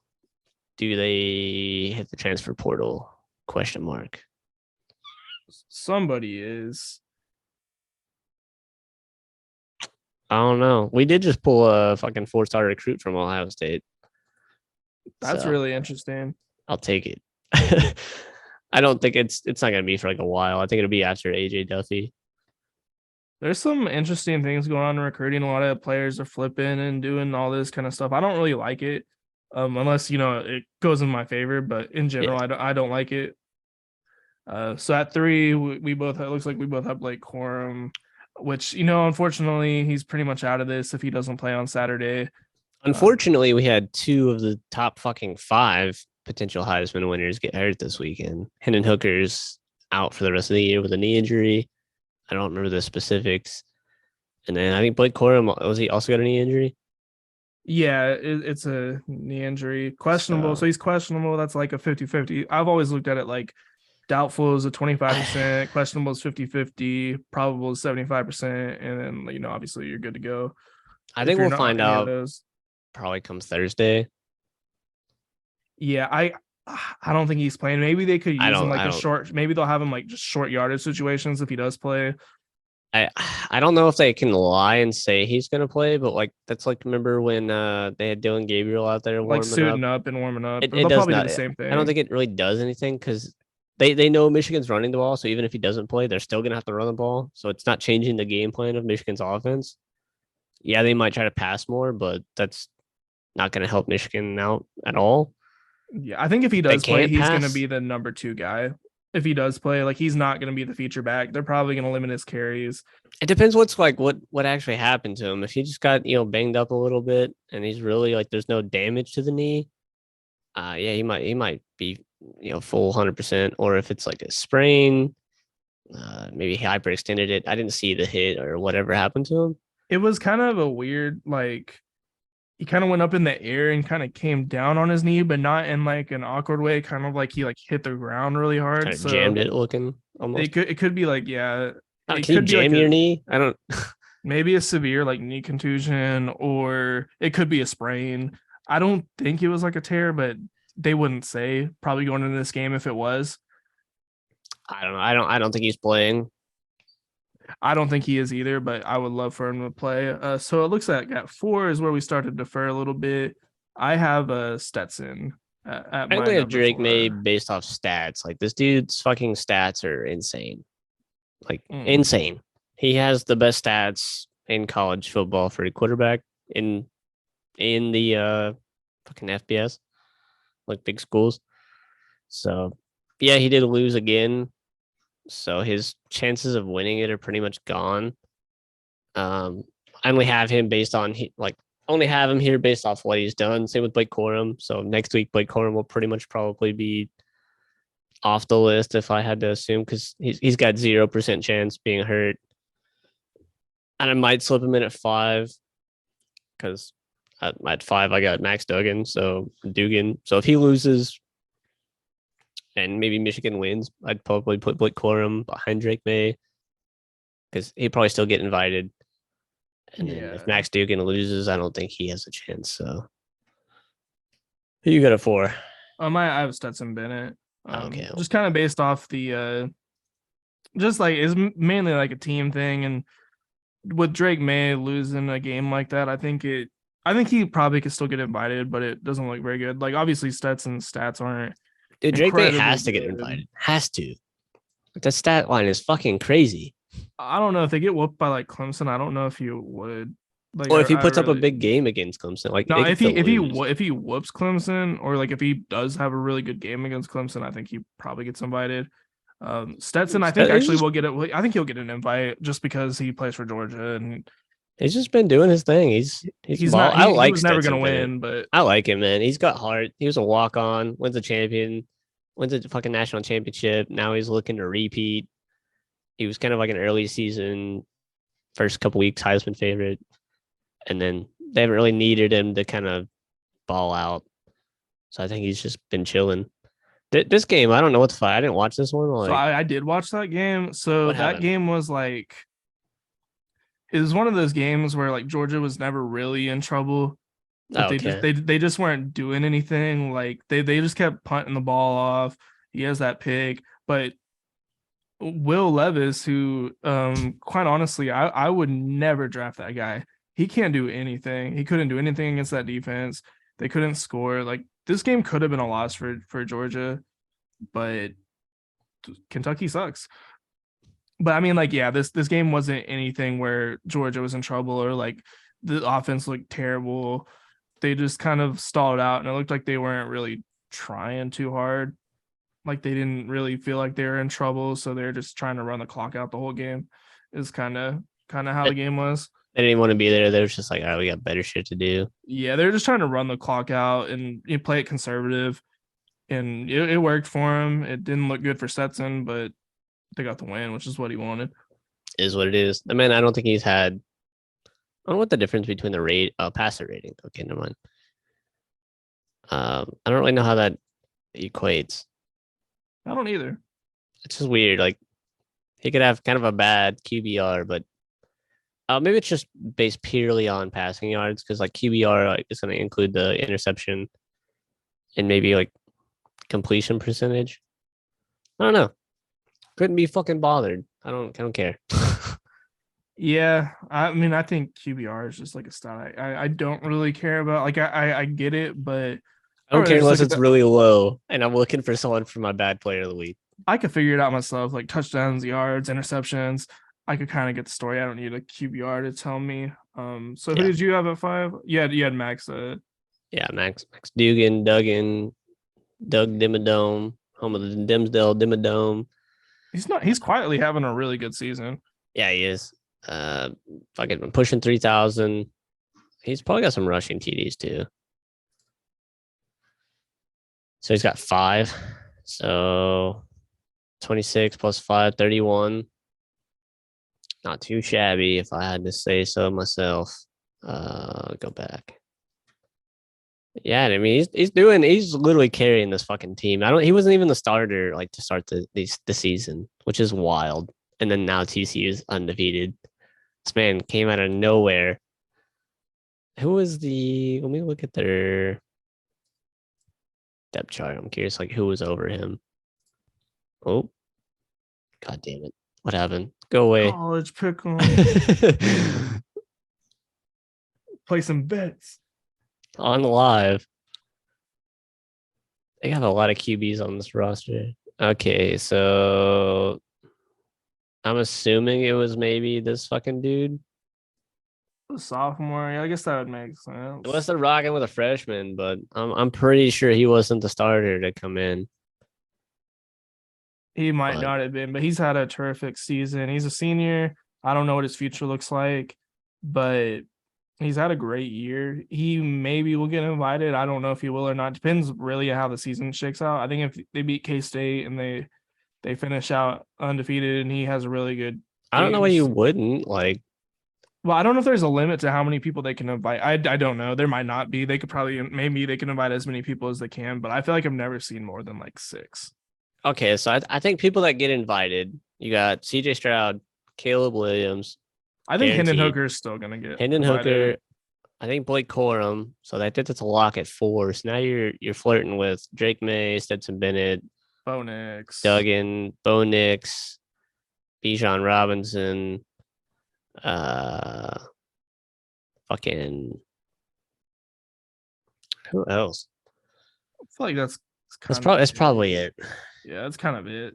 So I don't know if like maybe he wins out. Would they invite him over Drake May? Drake May has had a better statistical year. I don't know. I don't really know how they rank their people. I think a lot of it has to do with team performance. I think that's how they get away with like limiting it. But I don't know. Maybe they don't even have a limit. Maybe they could have 8 people. It shouldn't be team performance. It's a fucking individual award. It's a very complicated award. It's not an MVP award. It's got a team fucking performance. Stupid award. It has we don't even know what the criteria is. It's dumb because the previous winners fucking it's like a favoritism award from the old ass motherfuckers that have already won it. So great group of men right there though. That vote for the Heisman. Yeah, it's I'm not saying it's not, but it's I don't know. I think they need to set like Well, I think the media votes a lot that decides it, which I think I'm tired of the media getting all these privileges, like the media votes for like a VP. Like nobody gives a shit about the media. Like what do they know? Like obviously you can't leave it to the fans because fans are biased and they're gonna do something stupid. Like somebody dumb is gonna win the award if you leave it to the fans. But like I think former players is always the best way to go. Maybe it should just be strictly like previous Heisman winners. Yeah, or Like, it's their fucking club.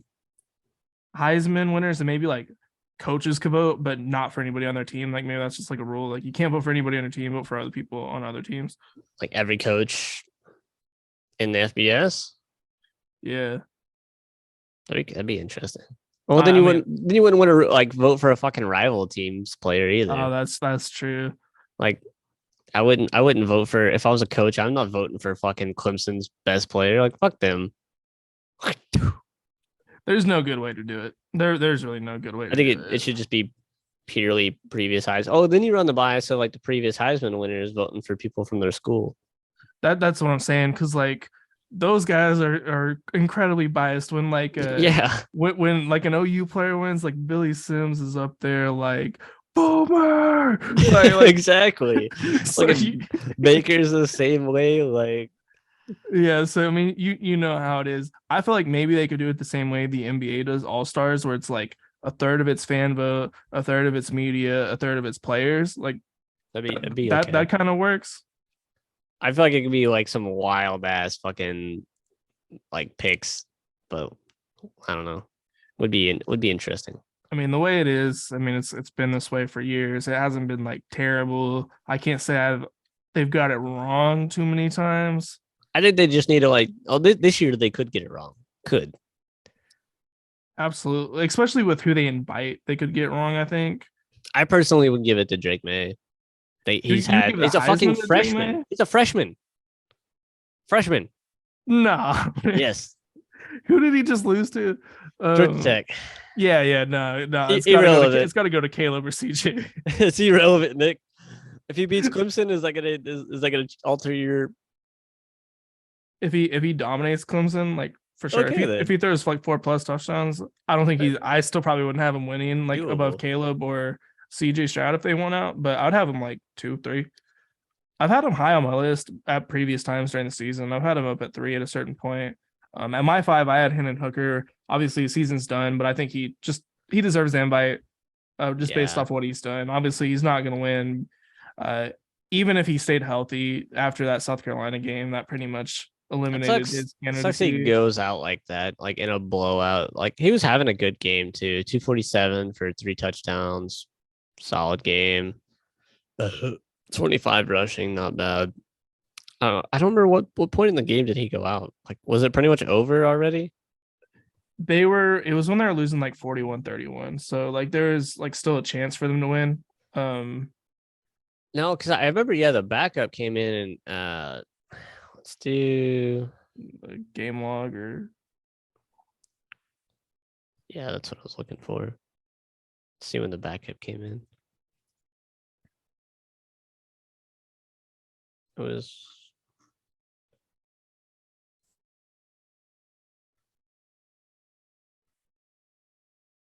we still had him in the second quarter, it looks like.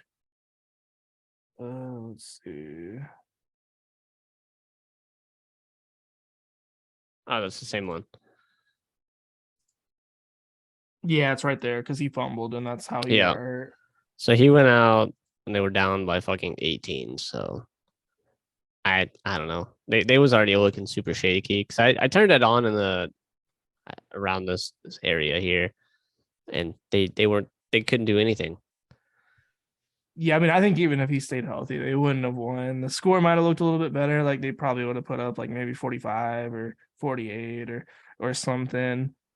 But I think based off what he's done, he definitely deserves an invite. I think this is like one of the best seasons from a player that doesn't result in winning the Heisman. Like it's one of the best like seasons that could have been. I feel like without the upset from South Carolina and then the Georgia loss. I mean, I think even after the Georgia loss, he still had a good shot, but Yeah. he I mean, if you're gonna lose, Yeah. you might as well lose to the number 1 team. I hope he gets healthy soon and He's it a doesn't hurt senior, his, so his draft stock. He tore his ACL, so he's not even gonna be able to compete in the combine. yeah, It he's takes, probably going like 6 to 8 months usually. He's slipping a couple rounds probably. So what is it? November, December, January, February, March, April. So like I think like May, June at the earliest he'll be able to do anything. Yeah, around the time like mini camps and stuff start, he So can maybe be healthy. I mean, he'd be able to start next year, for fucking preseason and then whatnot. I mean, there's no good way to say this, but like he got hurt at the like one of the better times to get hurt, I guess. Like at least he didn't get hurt in January or Yeah. That's kind of or like early in the season to where he didn't even have any like thing to show. So he had his good season. He gets hurt. He should I think he hopefully did be enough healthy. to I think at least make the 3rd round. I think he would have easily been first had he not got hurt. But with him getting hurt, I remember last year it was Matt Corral with Ole Miss was looking like a first round pick, and then he tore his ACL in the bowl game, and Where then the fuck did he get slipped to drafted third. to? I can't even remember. Carolina. He's still not playing. That's weird. I might be wrong. I'm about to look that up because like Yeah, I'm gonna search him. Why are they not starting him? Yeah, it's Carolina. Why not throw him in with all the disaster they've had? Oh, he's on IR. Oh, that makes sense. Oh, probably because of that ACL. He got a surgery in September. Interesting. So he's just injury prone at this point. He played. He got hurt 3 months ago, out for the season. What happened? Oh, Liz Frank ligament tear. Ooh, that sucks.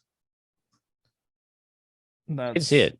It's unfortunate, but I mean that's what happens. Like guys get hurt like that, and it really just and then they just keep getting hurt. Derails them. Hopefully, Hendon Hooker, that's not the case. That injury, he didn't even like get hit. It was like an RG3, very very similar of RG3 injury where he just kind of like stumbled. Like he would like stumble, yeah, and he fucking just his knee got twisted in like a weird way. It's crazy Yeah. because you could do that just like walking in real life, like You could just slip off the normal. curb. Like I it's do that so shit all the crazy. time. I slip How, off the curb and I'm like, broke my shit. I wonder how many people are walking around with torn ACLs and they don't know because they don't have to play like a sport. Yeah, I think it's very, very possible that you don't know, and then it just kind of heals over time. Like, oh, you're like, oh man, my knee kind of hurts, like, but it's not too bad. I can still walk. And if you don't have like a real physical job where you're not having to like move a lot on your knee, like, say you got an office job and you're like, yeah, my knee hurts a little bit, I'm gonna ice it. You just fucking deal with it. I feel like I honestly might maybe have torn my fucking shit when I was in soccer. Um, I was like running with the ball and the goalie literally came out and then just dove into my legs and fucked my knee up. I was like, I wasn't even in high school yet. So like I was younger and my knees have been just fucked ever since. So it hurt. It hurt really bad. So I don't know if maybe I just tore it and it just dealt with it. I don't know. I doubt it, but it's possible, I guess. I mean, Oh, it's definitely possible. I mean, well, like when Clay Thompson, we're getting off a little bit of a tangent. Like when he tore his ACL against the Raptors, he ran out there and shot free throws. Like he sprinted out of the tunnel with a torn ACL and shot his free throws. So I mean, like it's possible. You don't know. But where do we got after this game of the week? TCU Baylor was mine.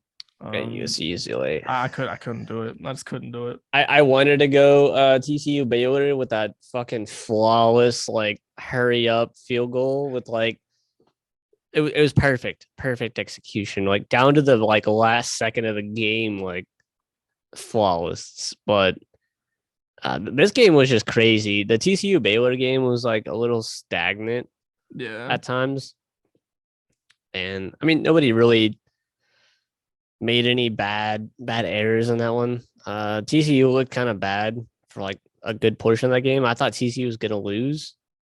I remember texting you. I was like, man, TCU looks like ass. I thought they were gonna lose when they ran that last play. I'm like, they're running it with 17 seconds left, and like, what do you? They was probably just trying to line the field goal up. I guess it's the only thing I can think of. But this game was just crazy. It was nail biter down to the end, kicking a. Yeah, so UCLA scored with 6.5 minutes left. They could have tried to get the ball back, but they weren't able to. I lost by 3. Like looking at the game, it was just kind of back and forth. Like UCLA was up decently, and then USC brought it back, and then it became just back and forth the whole time until the end. And then stat lines, and both QBs played really well outside of DTR with his turnovers, which cost them the game. Both teams ran the ball pretty well. Addison's a goat. That dude's crazy. He's crazy. I think Charbonnet could have had a better game. Like this is not a game I'm used to seeing from him. He's usually running for like 130. So their running game looks like struggled a little bit. I didn't watch a lot of this game because it was during Bedlam, but I did catch the end. Unfortunately, I didn't get to watch like almost any of the games. So I was having to highlight my ass off. So I think I watched like the last half, the TCU, or not the TCU, the South Carolina Tennessee game. Watched a good bit of the FSU game. I think that was it. So fucking Thanksgiving or birthday lunch. Hate to see it. That turnovers cost them the game. They probably would have won this by a couple scores. So I'm saying without these turnovers, like UCLA's offense was looking really good. You're giving USC's offense 4 extra possessions. 4. Well, I guess 3 if you subtract them. So they're getting 3 extra possessions. And then that's where this possession time, almost 10 minutes more, comes from. First downs is almost even. Yards isn't too bad off. So, yeah, UCLA should have won this game. Should have. This is going to be a great rivalry for years to come with like Chip Kelly building UCLA back up and Lincoln Riley building USC back up. I hope so. I think the only issue is like who are they going to get to play QB? They better hope they have somebody lined up next or hit the transfer portal hard. I think somebody will transfer to UCLA just because of what they've seen this year. I think Somebody's the QB transferring. transfer portal is gonna be fucking crazy this offseason. You have so many teams opening up like with starting jobs if they don't have somebody lined up that they are really all in on. Like Alabama, they're not really all in on the guy that they have. I can't remember his name. Starts with an M, yeah, but I know what you're talking about. Yeah, he's not a real big passer. He's kind of Monroe, yeah. yeah, Milrow, I think, Or right? Milrow. He's not a real big passer. I think he would rather just run the ball. So Alabama could be a spot. Georgia, I think Stetson Bennett's done. Yeah, he is. Tennessee, USC, Ohio State, Oklahoma. Oklahoma. Well, USC still has Caleb coming back because he's a true sophomore. Wait, is he? Yeah, he's a true sophomore, so he has to come back next year. But OU, I think that we're not sold on Dylan Gabriel, so we're definitely looking for somebody. Notre Dame's gonna need somebody if they can. Yeah, there's so many teams that need like big Michigan teams. if Michigan gets a quarterback, like that Michigan team's going really good. They needed fucking quarterback really, really bad. Who else? That's pretty much like the most of the big teams. Yeah. TCU is not going to be back where they are now, so don't really got to worry about them. Yeah, I mean they're probably not going to get anybody. Oklahoma State needs a quarterback if they want to compete next year. They really need one, especially with them getting all these other teams in the Big 12. Is it Cam Rising's last year in Utah? Florida might if Anthony Richardson goes to the league, which I think he will. I don't think he will. They're really bad. Jesus Christ. He's a junior. I would honestly, if I'm a team, I'd maybe go after this guy. He's a gunslinger. He can. Do you think he'll enter the portal with like Utah just kind of being on the edge every year? I don't think so. I'm trying to think of somebody who I just absolutely think is going to enter the portal. Is Bo Nix a sophomore or a senior? Yeah, Bo Nix is done. Yeah, it's Oregon. So yeah, Oregon needs a QB. So there's a lot of teams. I think if Anthony Richardson came back, he might transfer. Like if his NFL stock's not looking good, he has to come back. He's looked like fucking dog shit this year. Yeah, if his draft stock's not looking good, I'm leaving Florida if I'm him. Like he's really talented. I mean, he's made a lot of mistakes, but I don't know. I don't know if I'm. I think any team would. I don't know if he will, but like I don't know. I'm kind of thinking like recruiting wise, like they've had a really bad year, so that's going to impact. Miami's had a bad year, so they're not getting. And then FSU's had a better year, so we're the better in-state team. So we're pulling recruits potentially, hopefully. I don't know. Where would he go? Like Oregon? I mean, like any of those teams we just mentioned, I think I can't see him. I can't see him being on Oregon. I think UCLA would be a really good fit for him. He's a big dude too, man. Like I would go to a team that's gonna run like a lot of like read option, because he can run like a motherfucker. Like when he's running, he does have a Cam Newton vibe to him. He just needs to get his fucking passing under control. Yeah, I mean, I think the Pac-12 is like really. If he could go somewhere in the Pac-12, like they run those kind of weird offenses. Where what if he went to like OSU? I'd be kind of scared. I'd be kind of scared if he went to OSU. If I'm an OU, if they play next year, I'd be a little scared. I think DJ is going to enter if they don't make the playoffs and like do something, because he's been benched twice this year. And if I'm him, I'm kind of done with it. Like you're benching me, like you're going back and forth, you're flip flopping. I don't even know if I'm going to be the starter if you suddenly think this guy's better. And Dabo has a history of benching quarterbacks and just riding with another guy. Like when he had, can't even remember the guy's name. The guy he benched for Trevor Lawrence, like that guy, like Kelly, I think was his last name. And he just has a history of doing that. So I think DJ is a strong possibility for the transfer portal.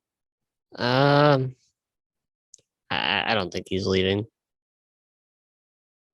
I mean, I think there's a good chance. I don't know if he will, but it depends like what teams would take him. I wouldn't leave Clemson because like, are you going to go to a better team? I mean, he could. Notre Dame, Michigan, two really good. I mean, they almost have like an Stuff. almost guaranteed shot at the playoff every year. Are you leaving almost a guaranteed shot at the playoffs for a much harder climb? Well, I think like what his perspective would be like his best shot at the NFL, and it's like if I get benched, I'm obviously not going to the NFL. But the talent and the defenses you play in the ACC are not that great. So So I don't know. stat- I could see him like getting benched in like the ACC championship or something. Like Yeah, if they're playing- I could easily see it happening. if they're playing bad 100%. It's already happened. So No, but yeah, I mean, there's the transfer portal. We don't know, but it's gonna be crazy. Like I'm assuming it's gonna be wild. I love the transfer portal. Our team has been completely rebuilt from the transfer portal. I love it. I'm excited about this transfer portal because we already have a lot of good defensive recruits coming in, and our defense is strongly improved. So if we get a quarterback and some receivers, I think we're pretty solid. I think we need to hit the transfer portal heavy again because we got to replace Fabian Lovett, our defensive tackle, a linebacker. Those are two big holes we got to fill. Shore up the O line, maybe a little bit more, some more depth. And then we're stacked on receiver if everybody comes back. Stacked on running back. Got a QB. So outside of the O line, showing them up, offense is good. I'll get into it more later on. I don't know why we're sliding into that on off topics. Okay, so best performance. I got South Carolina.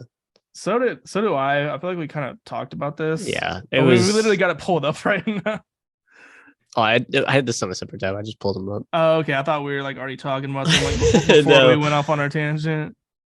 I don't think we really deep dive into it too much. They just completely blew them out. It wasn't even a dominating, like outside of like time of possession, it wasn't that bad.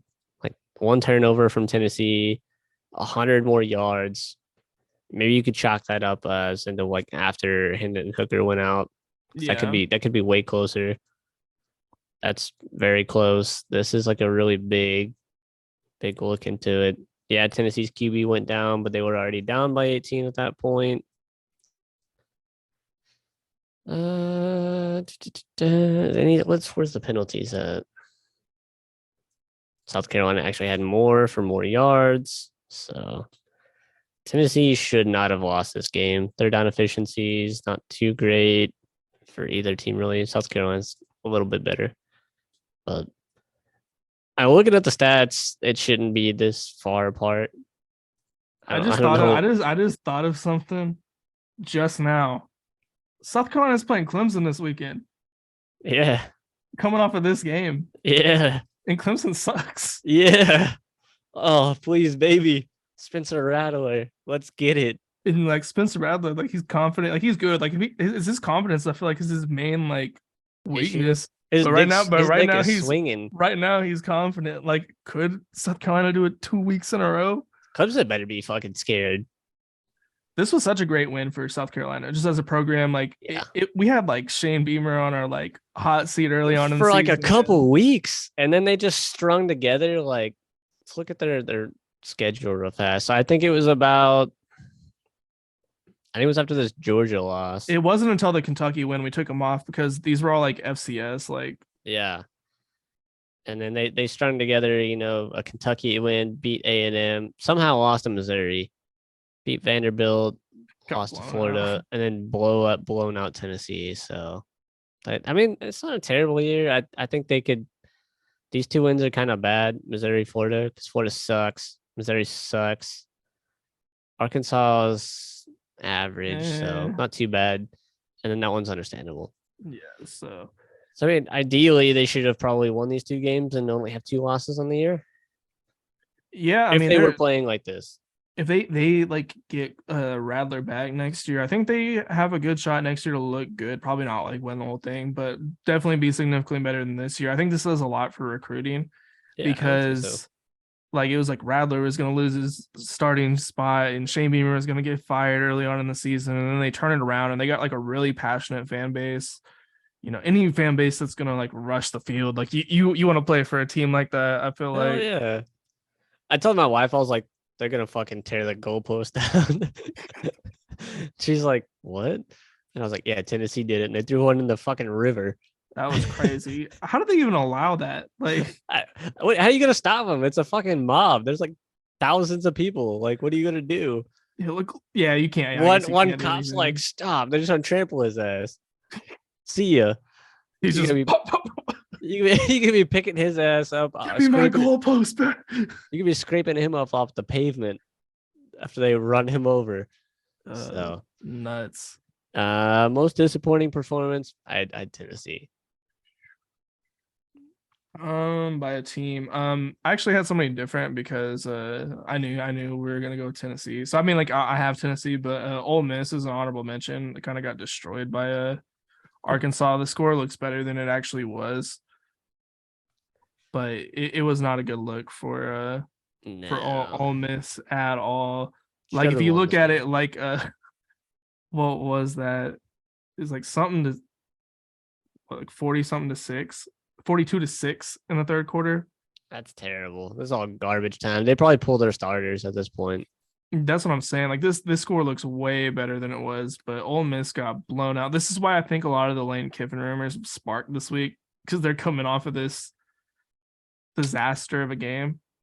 I mean, unless all these stats are like from that fourth quarter, I don't know. But yeah, 3 turnovers. That's it right there. And would they lose by 3 scores? What's 42 minus 27? Yeah, I think that's 3 scores. 34, 40 something. Yeah.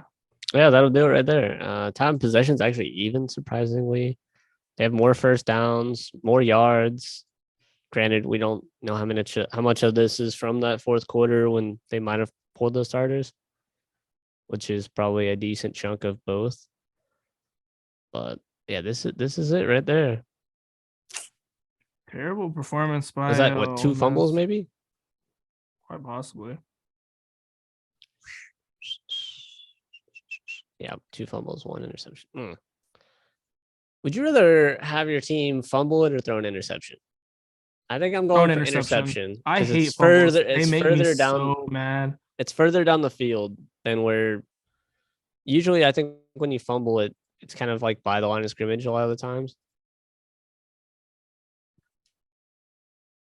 And unless it's like they just like rip it out like a strip sack, like I'm like I get so mad. Like, why did you do that? Like a lot of the time it's just careless. Like yeah, they're trying to do too much and they're not really securing the ball. And a deep throw interception is almost like a punt.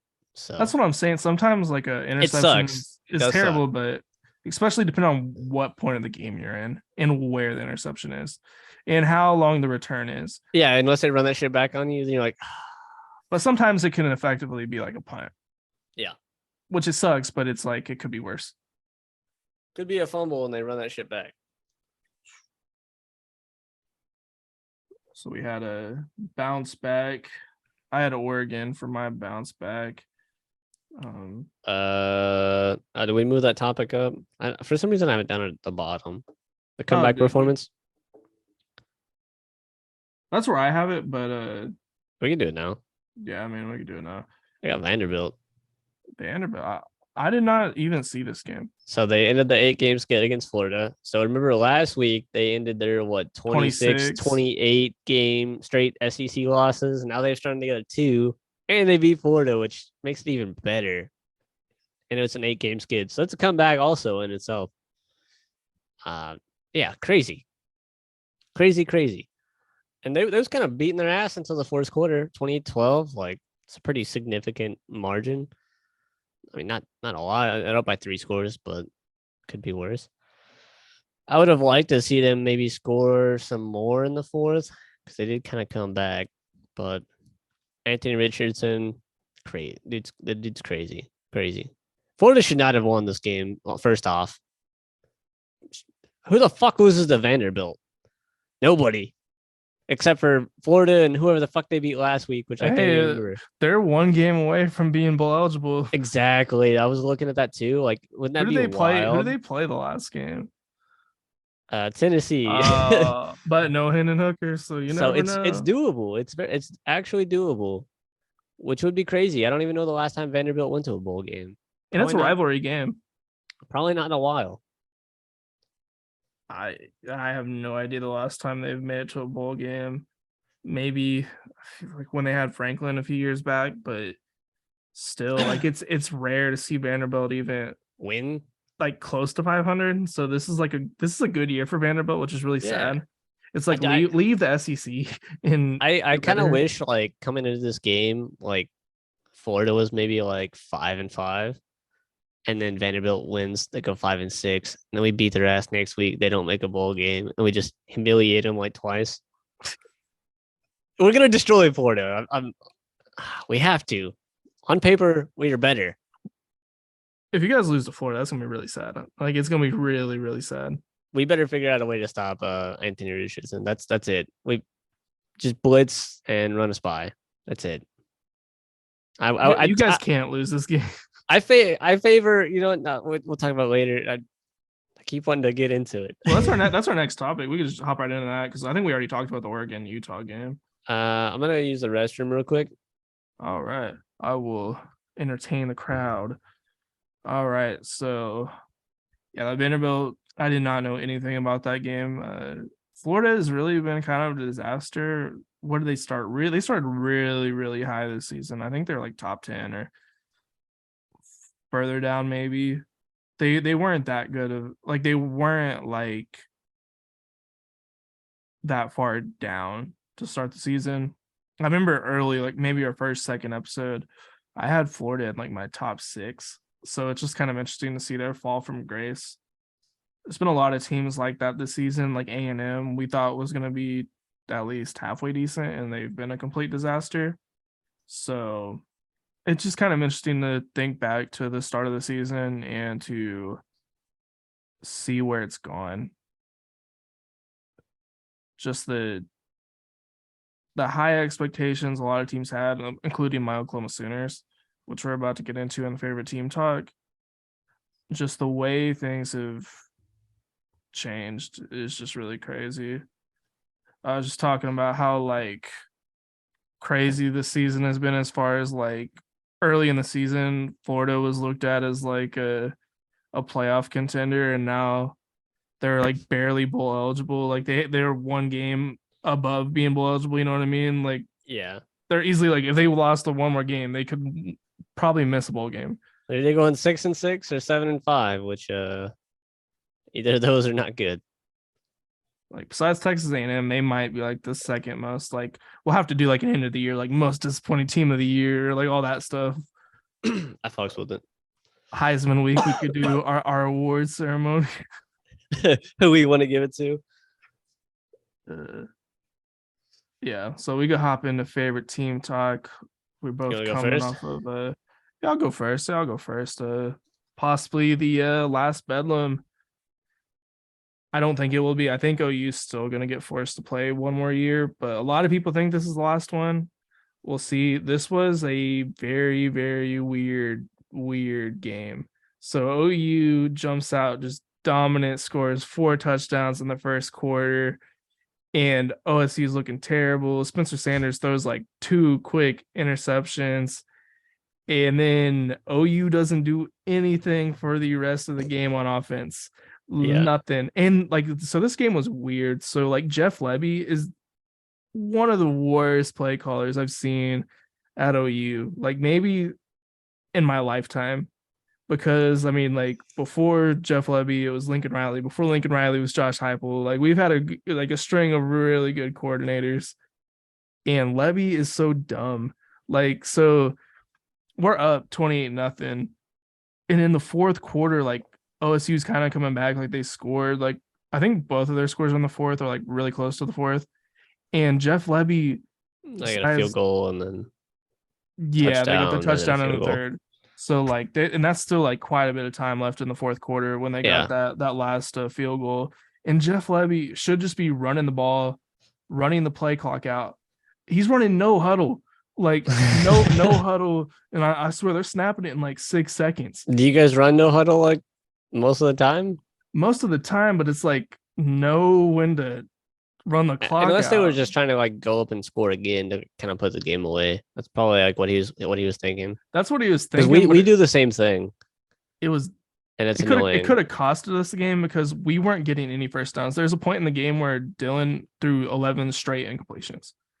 Like we were I'd probably throwing just it. take him out. But I mean, early on, this was like Dylan's best quarter as an OU Sooner at the start of the game. He rushes one in, he throws two more. He was on fire. He was throwing long bombs to Drake Stoops. Drake Stoops caught like two really good ones. Drake Stoops was kind of like the player of the game in my opinion. He went off. Man, Presley for Oklahoma State, bro. Every game I've watched of Oklahoma State, the commentators are like Presley. He's dating the offense coordinator's daughter. It's like they bring it up like every game. Like And then he balls out, and the offensive coordinator's like, they're like the amount of respect this coach must have I for feel- this honestly- young man. I've heard that before. I don't know if it was in an OSU game, but I've heard somebody say that. So It's been like every game I've watched of them, which it's probably been like three. They brought it up. that's the only thing they have to talk about for LSU. They're like, yeah, he's the amount of respect the coach must have for this young man to allow him to date his daughter. I'm like, bro, they're both adults. Like, Yeah. they're both You're above in 18. college, He can't like deny him permission to date his daughter. Like, and he's not gonna not start him. He's like the best receiver they got. what's he gonna do? Revoke his scholarship? I mean, like, come on now. It was just it was really funny thing. But yeah, the defense on OU was the highlight of the game. That's who I had as my defensive performance of the week. 4 turnovers. They're getting in there. They're stopping the run.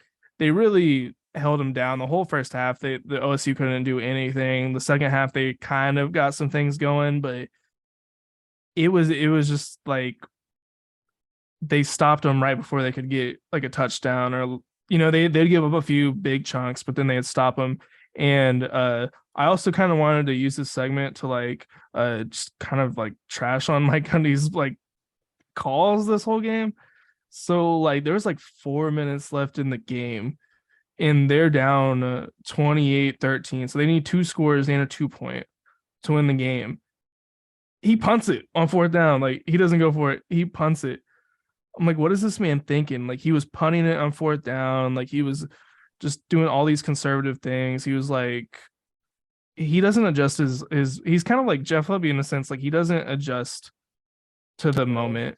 Like it's like fourth down, you're down by a lot. You need to go for it. Like, what do you have to lose? And he's like, no, I'm gonna punt it because that's just what I do every time. Fuck it. I'm gonna kick field goal instead of go for a touchdown because why not? Maybe we'll get a turnover off the punt. He sucks. I mean, I see why a lot of OSU fans want him fired. I don't know if it's to that point yet, but I mean, he's been the coach for like 16 years. You've not had a national championship appearance, not a BCS appearance, not a playoff appearance. Like you've had, New Year's Six game and you had like the Fiesta Bowl in the BCS era, but you really don't have much to show for it. I think they have one Big 12 title since he's been the head coach. Honestly, like looking at the team they have, like they weren't really going to win anything. They were lucky to get 7 wins, I think. Even when he has good teams, they're like never. They're always close, but they're never there. Like last year, they had a really good shot at the playoffs. Then they blew it against Baylor in the Big 12 championship. I bet they're really missing Chuba Hubbard right about now. I bet they are. They can't run the ball at all. Spencer Sanders is the leading rusher of that game with 42 yards. He puts up a lot of like stats, but I don't think he's the answer for OSU. They need to get a new quarterback that's more consistent and just load up on defense. Like everything. We're not recruiting offense. We're not going to the transfer portal for offense. All defense. That's it. Do you think there's any way that he doesn't start his son next year, though? Like, it'd be weird if he it'd be weird if he didn't, but it'd be weird if he did. Like, I mean, if his son's better, then yeah, it'd probably be a QB competition in the offseason, unless they get a transfer. No, that's what I'm saying. Like, do you think like he's just gonna stick with his son instead of going after somebody and transfer? Because his son's pretty much lined up to take the job with Spencer leaving. I think if he goes with his son and it doesn't work out and they keep losing games, I think he'll get fired. I think that could be his downfall Yeah, because that'll just it'd make it be look really hard. worse. He That'll shouldn't. it'll make it look Stupid. way worse.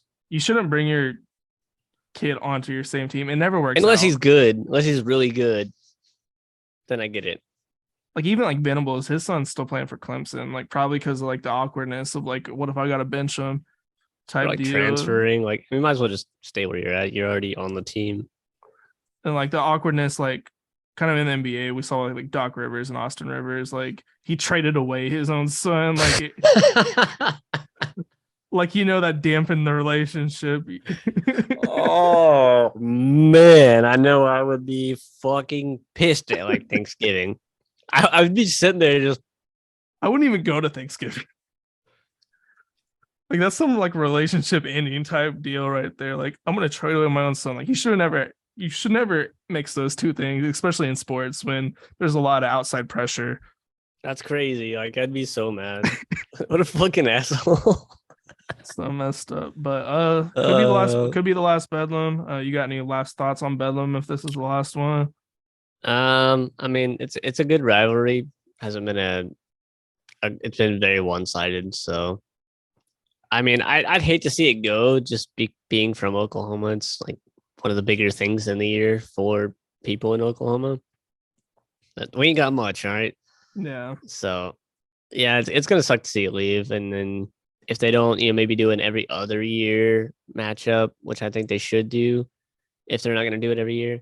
They should just do what Florida and Florida State do and just like have it last game of the year every year. Yeah. But they're in a really big like Oh, you beef with might each move other. Texas down to that game and do Texas in the last game of the year. I can see that. It's possible. It's traditionally always been like the first or second week of October. But Yeah. I could see it just like with like the SEC and rivalry week and Because ratings. like who are you gonna put as your rival in the SEC? You don't fucking have one. OU's kind of like in a worse position than Texas because like Texas still has A&M and they have OU where OU just has Texas and they don't really have any real rivalries with anybody else. So Like they played Missouri and A&M before, but those weren't like rivals. that's the only thing that makes sense to me is moving Texas to the last game of you guys' schedule if they get rid of Bedlam. But it's gonna suck to see it go. It's one of the bigger rivalries in college football. It was prime time when they both sucked. Like it's a big game. I bet OCU's kind of happy about it. They don't hardly ever win, anyways. Yeah, That's just kind of like one loss they're getting off their schedule almost every year. I think that's kind of how they're seeing it. Like I would be happy if I was an OSU fan. I'm not happy, like just because of how fun this rivalry is. Like, Yeah, for the OU side, well, it was fun for OSU last year and they won. You know what I mean? Like they win like once every 10 years. it's like constant shit talking the whole season, and then like whoever wins just goes off on the other one. This year like we sucked, so it's just constant like OSU being like 49-0, 49-0 the whole year, and then Yeah, this happens. So it's I think sad. I think the shit talking's still gonna be there. You guys will be in separate conferences, so it's gonna be like maybe like if one of you guys win your conference and the other doesn't, or like could you imagine if like both of you guys win the conference and make the 12-team playoff? Like an I mean, OU like- OSU playoff game, that would Because OSU can make the playoffs being in the Big 12 at 12 teams easy. yeah. OU's gonna have a lot harder of a route to make it, but they can. Maybe not next year, maybe not the first year they do it, but once they get an established program with Venables, if they keep him, they can easily match up in the playoffs potentially. Well, if you So- look at the SEC bias, like OU doesn't even necessarily have to win the SEC to get in. He's Just one loss. they're just gonna like how LSU is being looked at. Like we could be like in that situation if we don't win. So You just gotta beat one of the bigger teams.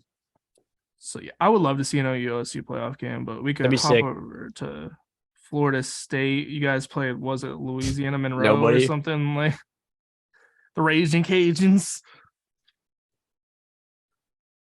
My cousin dated a guy that played for the Raging Cajuns. He used to play or still does. Like he used to. Oh. He was like huge and ran like a 4-3, not a 4-3, like a 4-8 or something. Like something fast for like a O lineman. Yeah. She broke up with him. Damn, it's Could it. have got the bag. Or maybe he's in the NFL. I don't know. I didn't follow him. I don't even remember his name. Fucking the Cajuns were good. I think it was last year, or the year before. So like they're not a terrible team. So they were 5-5 coming into this game. Like we dominated the fuck out of this game. There was 0% chance we were losing this. Like -% chance. We're playing at home. Didn't sell out, unfortunately. It was like from Jump Street. We was just on top of them like immediately. I think we took our starters out at halftime. Our receivers didn't really play too much. Michael Pittman and I'm drawing a blank. Big boy. Yeah, it doesn't matter. Our starting receivers didn't really play too much, and then Jordan Travis was almost perfect. Didn't even have to do too much. Running backs were killing it. We'll do what team stats, I suppose. Third down efficiency, smacked them.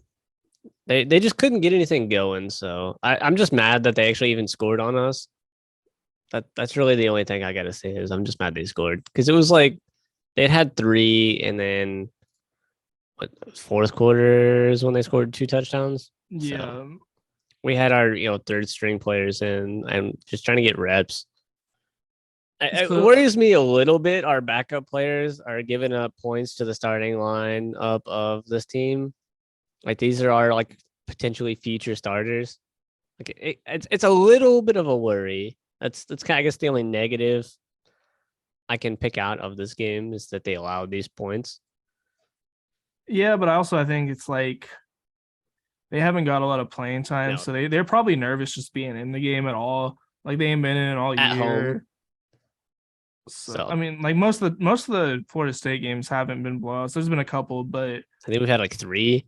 Yeah, I mean, there's been a few, but there's probably not been a lot of chances for these guys to get in because like Florida State also hasn't really been blown out, so like they're not coming in that scenario really. So I can see why they would give up some points. I like the opportunity that they're getting. AJ Duffy got his first touchdown pass. He's pretty much our successor to Jordan Travis once he leaves. So it's nice to kind of get him some confidence. He's on a red shirt, so I don't think he'd be able to play next week if we blow Ford out. Rodemaker came in, didn't do really too much.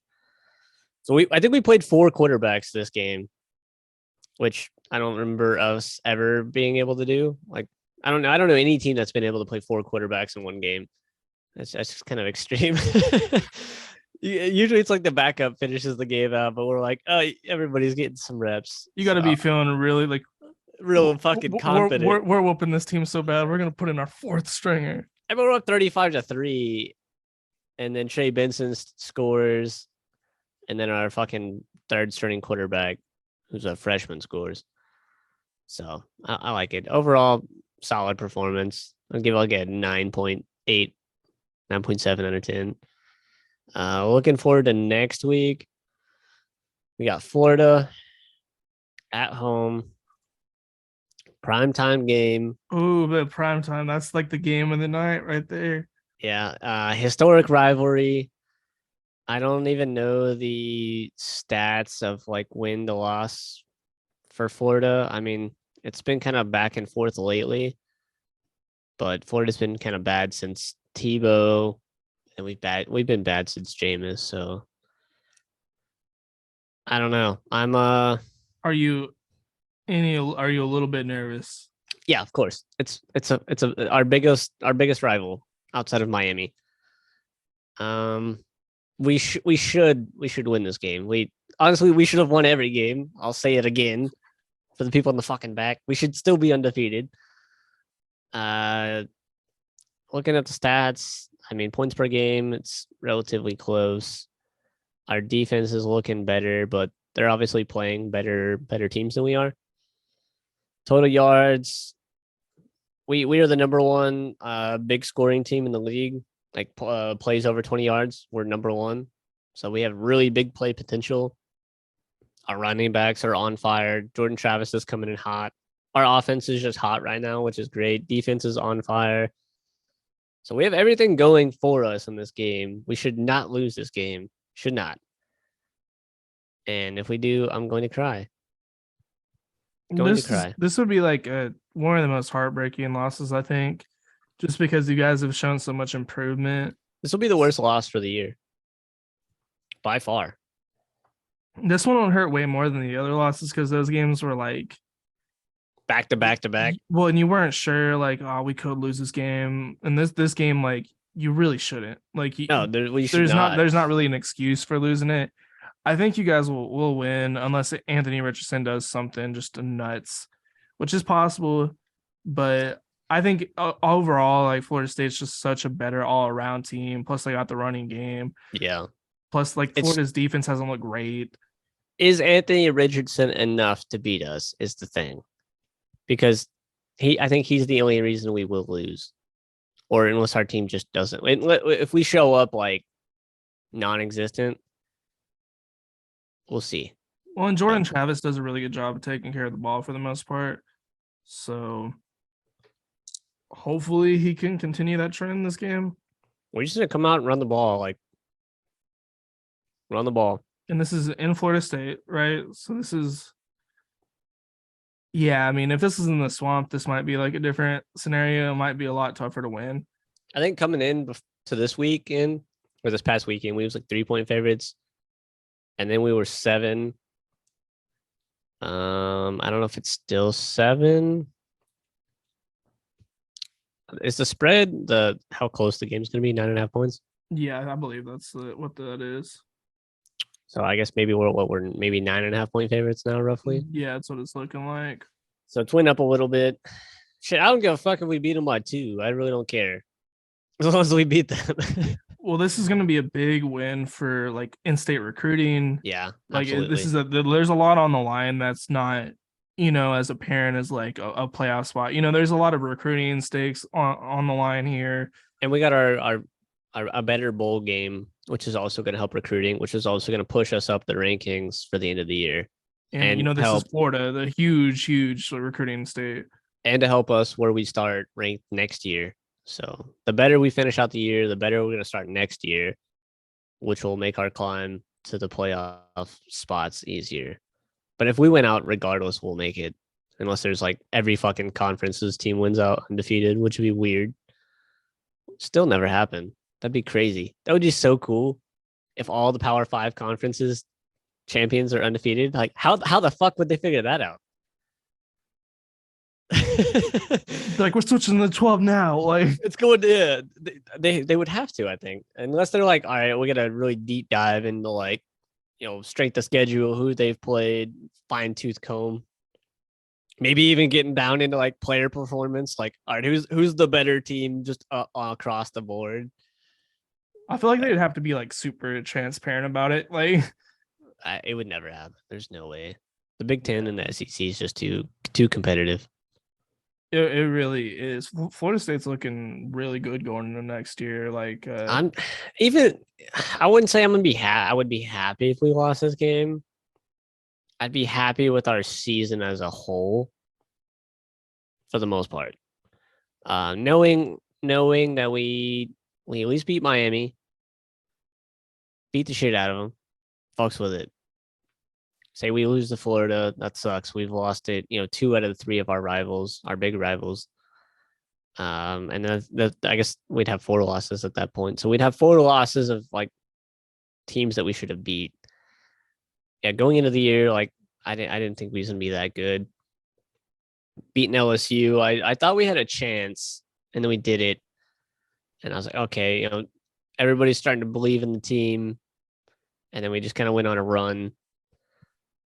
And we looked a lot better than I thought we was gonna. So I'm happy with the overall performance of the team. We found a identity. We've built our culture up. Mike Norvell's. I love that man. He's done. He's did it. We done did it. I still think we need a defensive coordinator. Adam Fuller is still not it, in my opinion. I think he's got lucky. He's got lucky. We have some talent on the defense. Yeah, I mean, Yeah, the defense has struggled at times, but overall, I think the defense has looked good. The defenses, I think, as a whole, has looked better than the offense most of the season. Especially like when we're going into like the Outside of our rushing defense, that's the reason we lost 3 games. rushing defense is a tough thing to have.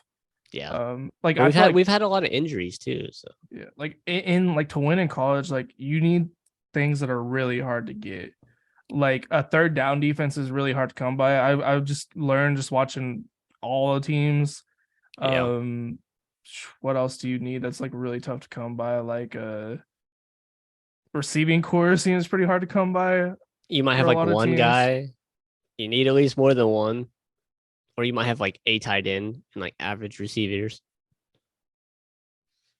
Yeah.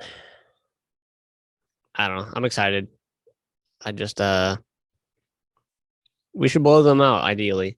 Like this should be bad. This should be kind of like that Miami win. They scored more than 21 on us. I'm gonna be upset. I don't I think they're better than Miami, so I don't think it's Oh, like they are bad. Yeah, 100%. it's I don't think it's gonna be like that, but I could see it being like possibly like a 35-21, 42-21 type game is what it should be. But with it being a rivalry, it could be closer. It could get a lot closer just because it's a Yeah. rivalry. Anthony Richardson just scares me. He's talented. He's very talented. He has big play running potential. He can throw the ball. He's not the best at throwing the ball, so I think we need to force him to throw it. Like just don't let him get out. Don't let him run. So, and then I think we're better running the ball. So I think we have the better defense currently. Our special teams is solid. Our kicker is still a question mark. So if it comes down to field goals, they might have us. Run the fake, run the fake. Honestly, I think we just fucking kick the field goal. We'd be going for it on 4th down all the time, like a lot of these games, which just kind of cost us a little bit. Just kick the fucking I'm field just goal. thinking back to when like how different this could have looked and how much higher you guys could have been ranked. When was it the NC State game where you guys were in field goal range and then you threw a pick? Like that easily could have been a Yeah, win. Yeah, like that game, you guys could be, 2-loss team right well, it now. was like 2nd down, and we could have just ran the ball again. We had Yeah, time. We had timeouts. We and didn't I need to think you throw it guys to were the. just down by like 8 point or something. It was like fucking 6 yards to the 1st down. We didn't even know it needed to go for all of it. We could have just tried. We could have just got the 1st down, but fucking we went for all of it. It was a bad pass into double coverage. Just forcing balls. Like I think if you guys won that one and that didn't happen, you guys would be sitting around where Penn State is right now, like pretty high up. Yeah, because we'd have Probably 2 pushing losses. 11, 10. I don't know. Maybe winning that NC State game, like that might have given us the momentum to push through the fucking Wake Forest and Clemson game. Or was Wake Forest first? Wake Forest was for first, and then it was NC State, then Clemson, and Okay, so Clemson was a close game too. so Like NC State win could have given us what we needed to maybe push through Clemson, but I doubt it. We couldn't stop Will Shipley. Nobody could stop that fucking man. I hate that guy. Please leave. Please. I'm tired. I'm tired, boss. Will Shipley, he's gonna be kind of the deciding factor in the next couple of games against South Carolina and North Carolina. They're playing both Carolinas 2 weeks in a row. I just realized. Crazy. That's a kind of cool little setup that they got.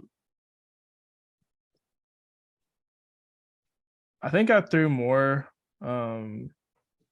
people on, like now that it's the end of the season, I started looking like who could actually get fired. So I had like a little bit more than what we've had. Not much, but I just got the same as last week because they've all lost outside Jimbo Fisher, but he's still in hot water. he's in hot water. And if he didn't have the contract he had, he would be done. 100%. He probably would have been done like or way earlier. I have Matt Campbell at Iowa State up on my list. I don't think he's gonna get fired this year, but I think if he performs like this next year, it's a good possibility. 4-7. Yeah. It was so last year, like they were pretty good, and then like the previous couple years before that, they were really good to the point where Matt Campbell is a candidate on a lot of people's radar for like Notre Dame and OU during all that whole coaching cycle, and then he's really just fallen apart this year. I think they'll keep him at least another year, but if he has a year like this next year, I think he could be gone. Hey, they still got one more chance to ruin somebody's season like they usually do. They always ruin fucking somebody's, and they haven't. Except I'd be so mad this time. they got a chance. Like that's the one team in the top four I don't want to see lose. Like I wouldn't care if the other top three lost. Like I'd actually probably like it. But the TCU, I'm like, nah, don't ruin their season. Ruin somebody else's. And then Neil Brown at West Virginia is like another guy I have who I think will get fired this year. I think they want to fire him. He might have already been fired. I don't even know at this point. They've had a very, very bad year. He's definitely done. This game was like, I thought it was like, game of the season type game. This game was great.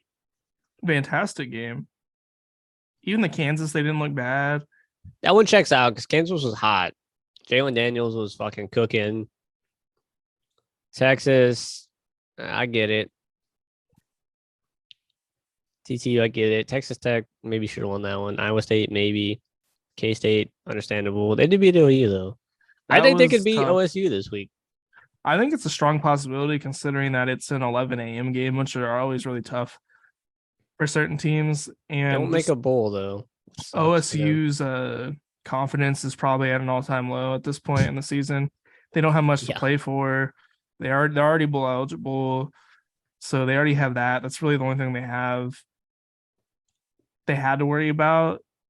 So I could easily see them losing. West Virginia has more to prove. Like if I'm OSU, I'm benching Sanders. I'm starting all the backups. I'm like, nobody on this team deserves to start this week. Just go prove yourself. Like we're already in a bowl. It don't fucking matter which one we get. Yeah. Maybe you let the starters play the first quarter. I don't know. But that's what I would do. I think but I think he'll probably get fired at the end of this year unless, maybe they beat OSU and that kind of saves them. Like, oh, you beat OU, you beat OSU, you beat two really good teams. Baylor's kind of a good win, I guess. The rest of West Virginia was going to be good with JT Daniels this year. I really did. I can't believe he got benched. Like that blows my mind. That's how he got benched against OU and that's how they won. Like that man is like on a Spencer Rattler level of falling from grace, but like worse, like way worse. He's not good. He is good. No, let me take that back. He is good. He's got talent. He's not playing good. He hasn't played good. I think he might be a senior. Dude's been on like 5 fucking teams, so he's been on just a weird journey. Oh, he's a junior. You might as well just transfer again, my boy. Go to the Pac-12 or something. I don't know. Do you think he transfers again? If he's not gonna start next year, yeah, he's going to. He's probably going to. Wow. So I guess we could kind of take a look at some of next week's games, kind of close out the episode like we've been doing the past few weeks. Let's see if we could call any right again. We've been kind of on a roll. Right. This Tulane Cincy game will be interesting. I think Cincy wins. Baylor, Texas. Baylor's been playing some good teams close. They played TCU down to the fucking wire. They arguably could have won that game. I think Baylor wins. I'm pulling for Baylor. But they're in Texas, though, and it's an early game. Yeah, that is true. This would be a good game if they had Devin Leary, but North Carolina should beat the shit out of them. Wait, do you guys play them on Friday? Florida? Oh yeah, we do. That's a Friday game. Yeah, there's like games from like fucking Tuesday, outside of Wednesday, all the way through Thanksgiving and shit. Is there any Sunday? No. And then Virginia's canceled their last game. Interesting. I hope I'll be back home in time for that. Georgia Tech beats Georgia. They're on a roll. They're gonna Dude, pull off there's another no one. way. Obviously, Michigan and Ohio State. No upset there. South Carolina, Clemson. That's a good shot. If they play like they did last week, yeah, they very well should upset Clemson. I That think Clemson wins, but I think South Carolina could win. could win. Um,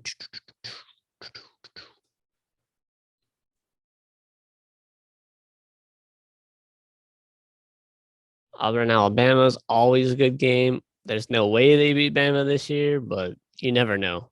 It's the Iron Bowl. Oregon State's not too bad this year, so I don't know. There's a strong possibility they played USC really close. But Oregon has more to play for, I feel like. Yeah, they are away though. Iowa State, can they do it? They could. Please don't. I hope they don't. They could. Michigan State maybe can upset Penn State. Doubt it. A&M, it's your time to shine. They're getting blown out.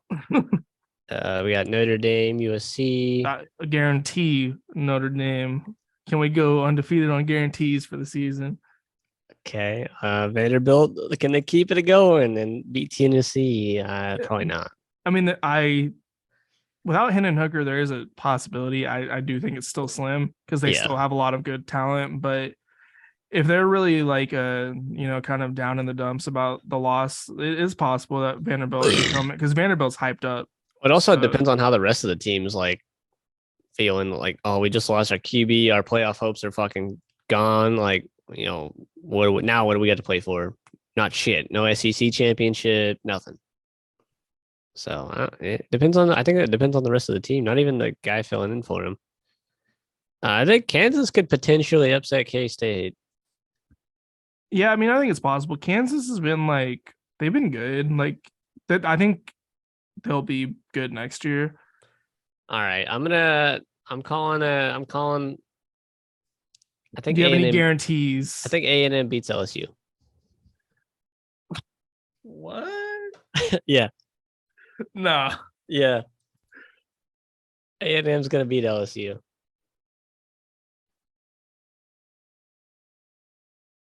Like you're feeling confident about this? Yeah, I think so. I will stake our undefeated guarantee streak on A&M to close out the year against LSU at home. LSU did not look good last week. Granted, A&M didn't look good either, but it's in Kyle Field. They show out. It's gonna be should be a packed stadium unless the fans just don't give a shit about this team anymore. I think the home field advantage could play a lot into this game. So outside of like that one, the only upsets I can even consider is the Kansas K-State game and maybe Washington State over Washington. This might be where the upset week ends. We've said that like the past several weeks. Yeah, we have, but I mean, looking at the big teams, like they're either playing other ranked teams, which isn't an upset in my opinion. You have to be a unranked team to beat a ranked or team. like a low like 20s. Yeah, so like if fucking Oregon State beats Oregon, I would consider that an upset. But so like no, this one no. Okay, yeah, South Carolina and Clemson too. So I think we got 4 possibilities. Outside of that, I don't. Oregon State's probably not going to beat Oregon, but maybe very small, maybe. I think that's it. This could be the week it ends. Last week of the season. That's a good spot for it to end. Could we go undefeated on guarantees for the season? It's all riding on Notre Dame and A&M. I'd be kind of excited, like if we were like for this whole first season of our show. Like I'm not super confident, but that's I think out of all those, I'm just gonna make a big gamble like I have. LSU beating Bama and then fucking Tennessee beating Bama was pretty big gambles. Nobody's seen that shit coming except me. I think at the time when I first threw out OU beating OSU is like a bold statement. And then Yeah. as the season went along, it became less and less of a bold statement. It was like 5, 6, 7 weeks ago, like middle of the season. I was like, OU's gonna beat OSU, and you're like, fuck no, you guys gonna get blown out. I think that was when they were still like They were undefeated. like undefeated or like one Yeah. loss or something. Then they started losing, and I was like, okay, yeah, OSU's fucked. No chance. Yeah, it's an okay weekend. I mean, for being rivalry weekend, like a lot of these teams aren't even playing like rivalries, like Miami and Pittsburgh. Come on, that's a stupid fucking matchup. I think they could maybe reorganize the last week of the year a little bit. I do really like that Florida State's on Friday, so it's just like, it gives you like another day of football, like another day of good games. There's a couple of good games here, like Tulane, Cincy, Baylor, Texas. This would be good. And then us. And then Saturdays where the rest of them are. What was Thursday again? This could be an okay game. I mean, for a Thursday, like just like a random game. Oh, Thursday. I am actually excited. This is like the first time in years there's been a good Thanksgiving NFL game. Cowboys Giants. Oh, Like that's yeah, that looks like a good game. I don't know how I feel. I think Cowboys gonna win. Yeah, I did too. We played like absolute ass. We lost to the fucking Lions. They have a good offense though. But to be fair, I think all the teams the Lions have beat have been good. They're not like the Lions aren't as bad as they well defensively they're terrible, but like They- offensively they're not that bad. No, we could not do anything on offense, and our defense is still suspect as fuck. So I think we lose. Usually it's not two teams with winning records. You know what I mean? Like it's finally like this game actually has some like NFC East implications. It could be really good. Like maybe it goes down to the wire. I mean NFL you never know. Like NFL is so you never know in NFL. It's a big rivalry, and it's on Thanksgiving. Like I think it could go either way, but I don't think we win. Yeah, I think Dallas wins just because They Dallas have has too much home. talent. They have a way better defense than we do, and a way better offense. They're just a better team on paper. And they're used to playing on Thanksgiving. Like they Every fucking year. well they volunteer. So like I guess years and years ago, like the NFL like was like we're doing Thanksgiving games, and they're like we need teams to volunteer. We're picking for you basically. And the Cowboys and the Lions were like, yeah, we'll do it. And then they just like have always done it since. I kind of wish it would just be random every year, like which two teams play on Thanksgiving. I think Like, it'd be just more interesting. Pick really good Yeah. matchups. It's random, like it's a random pool of like it's like a lottery. You just pick two teams out of the fucking bowl, and like all right, I would like do that first. You know, like pick that Thanksgiving game first before you build schedules. Like all right, these two teams games are locked for Thanksgiving. I think it'd be kind of interesting. Like just, you could get like a Super Bowl fucking matchup on Thanksgiving. Be cool. I would love to see just a good game on Thanksgiving. I feel like it's been a long time since there's been a good one. Yeah. Like an all-time classic like Thanksgiving game. I feel like they're very, very rare. I like First off, like the pre-Christmas games are pretty good. oh, like the New Year's or Christmas Eve type. Yeah, but at that point you have like way more playoff implications. So it's like those teams are playing fucking hard. Oh yeah. Well, if they're playing that day. That's around the time I start caring about NBAs right around Christmas too, because that's kind of when football is kind of almost done. So I'm like, I need to switch to something. Yeah, I'm gonna be sad when the football season's over. Yeah, We're almost done. Yeah, we got. This is our last regular season episode. And then Well, I mean, I guess technically next week you could maybe classify it as regular season, but yeah, it would still be a regular season. it'll kind of Rivalry be week. like a conference championship week as well, or setting up conference championship week. Yeah, we got next week, and then we got conference championships. Then we could got do our bowl- award got- one like the next one. We got bowl games, and then we got the Year 6 games, and then the championship. What day is the championship? It's on like the 8th or the 9th. Oh, I leave on like the 10th. Let me look. Like it's not as late as I thought it was gonna be. If it's like more towards the 6th, I think I can make it. But if it's like the day before I leave, probably not. Let's see. It is on. Asked a simple question and just gives me bullshit. Every fucking time. Let's see. It's pulling up. January 9th. Oh, Monday, January 9th. yeah. I don't think I'll be able to. We have to do it like maybe some days after. Yeah, Like, that's fine. And we'll have to, I guess, like 'cause maybe it'll be a late game, and then I don't know what. I think I leave the 10th, but if I do, I don't even know what time I'm leaving. Yeah. So So, and we know a lot of you guys like we have different viewers for different things. Like we have kind of our random episodes, and I'm sure like the viewers for those are different than like our football viewers. So we'll try to throw in some football stuff in the off season. I don't think neither one of us care about recruiting that much outside of our own teams. We could I touch think on if it. some big stuff, we could probably pull together maybe like a couple of weeks worth of recruiting, some big stuff. I feel like we But could do some fun like top 10 running backs in college football history, like just kind of random like yeah, episodes like that to kind of just carry us through the off season. We'll probably eventually run out of ideas. Um, for sure. I mean, we could get like super like we'll talk about it later on, but I mean, there's a lot of different things we could do. We'll try to throw some football in throughout the off season at least to keep you guys in.